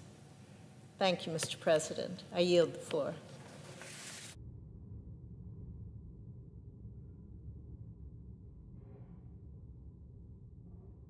Mr. President. I recognize the senator from Washington State. Thank you, Mr. President. I rise today with a pretty simple message. Fire RFK Jr. This man is burning down our public health system from the inside. We have got to take his matches and his keys away, and we need to do it now. We need to make his latest attack on public health firing a CDC director. Why? Because she stood up for science. The stakes are sky high. Our medical research, our public health, our pandemic preparedness, our food safety, RFK Jr. is putting all of that in jeopardy and putting communities across this country in danger. We cannot put our heads into the sand. We absolutely need a Secretary of Health and Human Services, not a Secretary of Conspiracies, not a Secretary of Measles and Food Poisoning, certainly not a Secretary of canceled research and chemtrail nonsense. It does not take a shred of imagination to see how dangerous RFK Jr.'s leadership has been. It just takes 2 eyes and 2 seconds, if that. I mean, one of the first things he did right off the bat was fan the flames of a measles outbreak by ignoring the science, peddling quack treatments, and spreading falsehoods about vaccines. The result, no surprise, was the largest measles outbreak we have seen in decades, one that tragically took the lives of 2 children. Did that spark one iota of reflection from RFK Jr.? Of course not. The largest measles outbreak since 1992, and do you know how RFK Jr. described the response this week? Effective. Effective? Are you kidding me? I shudder to think what it would take for a man like that to admit failure. We should all hope that we never find out. Instead of learning even a single lesson, all he has done now is double down on doing as much damage as possible. When it comes to vaccines, he has not only spouted off nonsense and falsehoods to families who are looking to him for reliable guidance, he fired every single member of CDC's Vaccine Advisory Board down to the very last one. And then he started replacing them with a who's who of anti-vax alarmists who have already started shaping federal policy to fit their anti-science conspiracies. And when the new CDC director, nominated by Trump, endorsed by RFK Jr. himself, confirmed by the Senate, dared to stand up and say, you know, I think we should follow the science instead of nonsense, RFK Jr. pushed to fire her too. This is unbelievable. Meanwhile, when it comes to medical research, he is tossing promising work and potential breakthroughs into the garbage. One example, mRNA research is on the cutting edge of medical innovation, not just for life-saving vaccines, by the way, but for life-saving cancer treatments. And you don't have to just take my word for it. President Trump's own health leaders champion mRNA research as groundbreaking scientific advancement. But with all the lives hanging in the balance, RFK Jr. pulled the plug on all federal funding for mRNA research. Now, not only is this a massive blow to our researchers and to our patients, but it is a massive win, by the way, for China, who just was been handed a huge opening to now take the lead on biomedical innovation. And mRNA technology isn't the only cancer research RFK Jr. has upended. He and Trump are cutting research grants across the board, across the country, and cutting patients off from clinical trials that were their last best chance at beating a deadly disease. They are now condemning some of these patients to death. They are killing their hope for a cure. And some of these patients are kids, children are children. Last month, in fact, the National Cancer Institute's Pediatric Brain Tumor Consortium stopped enrolling kids with brain cancer in clinical trials that could save their lives, all after Trump and RFK Jr. ended federal funding for that work. What do my colleagues want to say to those parents? I don't even know what there is to say. Yes, we can fight to restore funding. Yes, we will fight here to restore funding, especially as so many of Trump's cuts are, in fact, outright illegal. But we cannot restore from here lost time, invaluable time, for kids fighting an incredibly deadly disease. For some of them, it may be too late, and that is heartbreaking. And it is a direct result of RFK Jr.'s disastrous leadership at HHS. To my colleagues, sorry does not cut it, especially if you aren't sorry enough to demand the person who's responsible to be fired. What happened to the accountability Republicans pretend to care so much about? And that's not all. RFK Jr. is sabotaging food safety. I'm glad that some companies are now choosing to remove artificial dyes from some of their products. But when it comes to bedrock regulations that keep all Americans safe and prevent foodborne illnesses, RFK Jr. may as well be pro-food poisoning, because on his watch, CDC is throwing in the towel on food safety monitoring. This summer, our food surveillance network stopped monitoring requirements for all but 2 dangerous pathogens. I know RFK Jr. doesn't like listening to public health experts, but I don't think it takes an expert to understand that listeria will not go away just because states don't track it. It will not go away because nobody's looking. Shigella outbreaks will not disappear if you ignore them. Foodborne diseases sicken people. They actually kill people. This isn't about following the science. That's as plain as day. You don't follow the science by defunding it. You do not follow the science by shutting it down. And you don't follow the science by firing scientists. That is exactly how RFK Jr. has been operating. And as I mentioned last week, we saw some of the most egregious examples yet when he fired the CDC director, all because she chose to listen to science instead of falsehoods, all because she insisted on protecting lives instead of pandering to anti-vax conspiracies. And as we now continue to see the damaging aftershocks of RFK Jr.'s reckless decision to steamroll a CDC director that refused to bow to his will, several other experienced, respected, trusted public health experts resigned from the CDC in protest. Some are now also sharing alarming allegations of the widespread culture of conspiracy and incompetence and willful ignorance of science that is now defining RFK's leadership. And just this week, 1,000 HHS workers demanded he resign because of how his actions are compromising the health of our nation. And it's clear RFK Jr. has no intention of changing gears. Earlier today, he had a Senate hearing, and he continued to flaunt his ignorance like a badge of honor, not even knowing the COVID death toll, outright lying about established science, refusing to take any accountability for his actions. Mr. President, great leaders leave behind a track record of accomplishments, but it is painfully clear RFK Jr. will leave behind a body count. How high will it go? Well, that all depends on how long Republicans let him go around setting fires. How much damage will my colleagues let him do? How many children will die before they finally take action? We should not let him have one more day in power.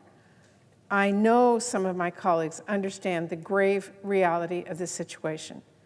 What I don't know is how long they're going to be willing to stay silent. You can talk about oversight. What are you actually doing? You can talk about the need to follow science, but that's not the path we are on. If you want to show us you are serious, if you want to save lives, you need to join us in talking about how important it is President Trump fire RFK Jr. Anything less is lying to yourself, while RFK Jr. lies to the American people about things as basic, as established, and as life-saving as vaccine safety. Thank you, Mr. President. I yield the floor.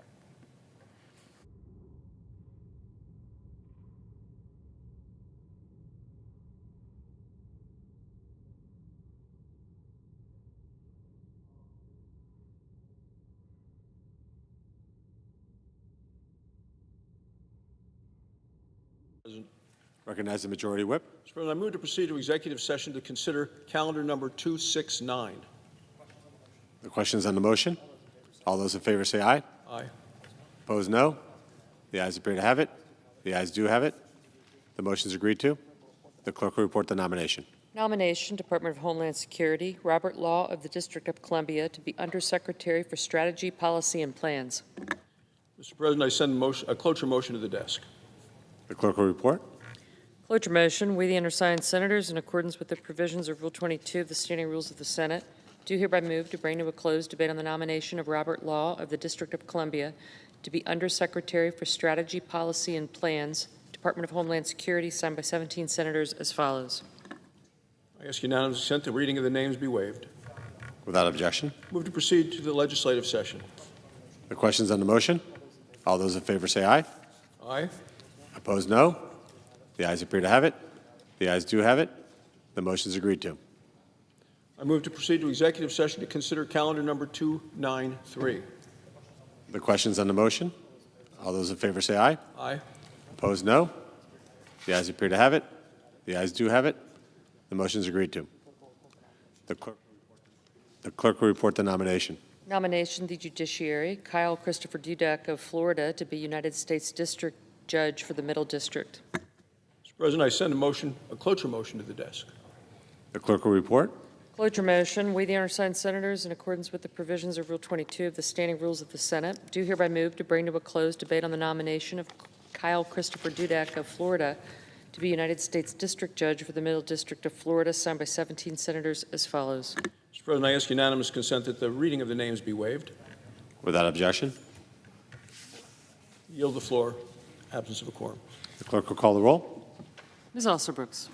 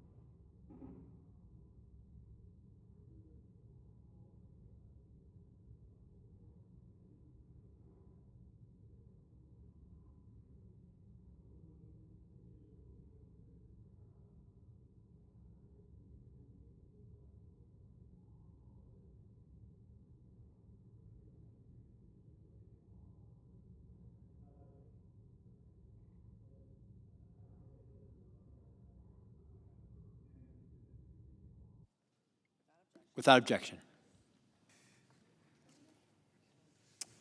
Mr. President, I ask unanimous consent that the Senate resume legislative session and be in a period of morning business with senators permitted to speak therein for up to 10 minutes each. Without objection. Mr. President, I have 5 requests for committees to meet during today's session of the Senate. They have approval of the majority and the minority leaders. Duly noted. I ask unanimous consent that when the Senate completes its business today, it stand adjourned until 3 p.m. on Monday, September 8th, and that following the prayer and pledge, the journal of proceedings be approved to date. The morning hour be deemed expired. The time for the 2 leaders be reserved for their use later in the day. Morning business be closed, and the Senate proceed to executive session to resume consideration of calendar number 291, Edward Artau, and at 5:30 p.m., the Senate execute the order of Wednesday, September 3rd, with respect to the Artau nomination. Without objection. If there's no further business to come before the Senate, I ask that it stand adjourned under the previous order. The Senate stands adjourned until 3 p.m. on Monday.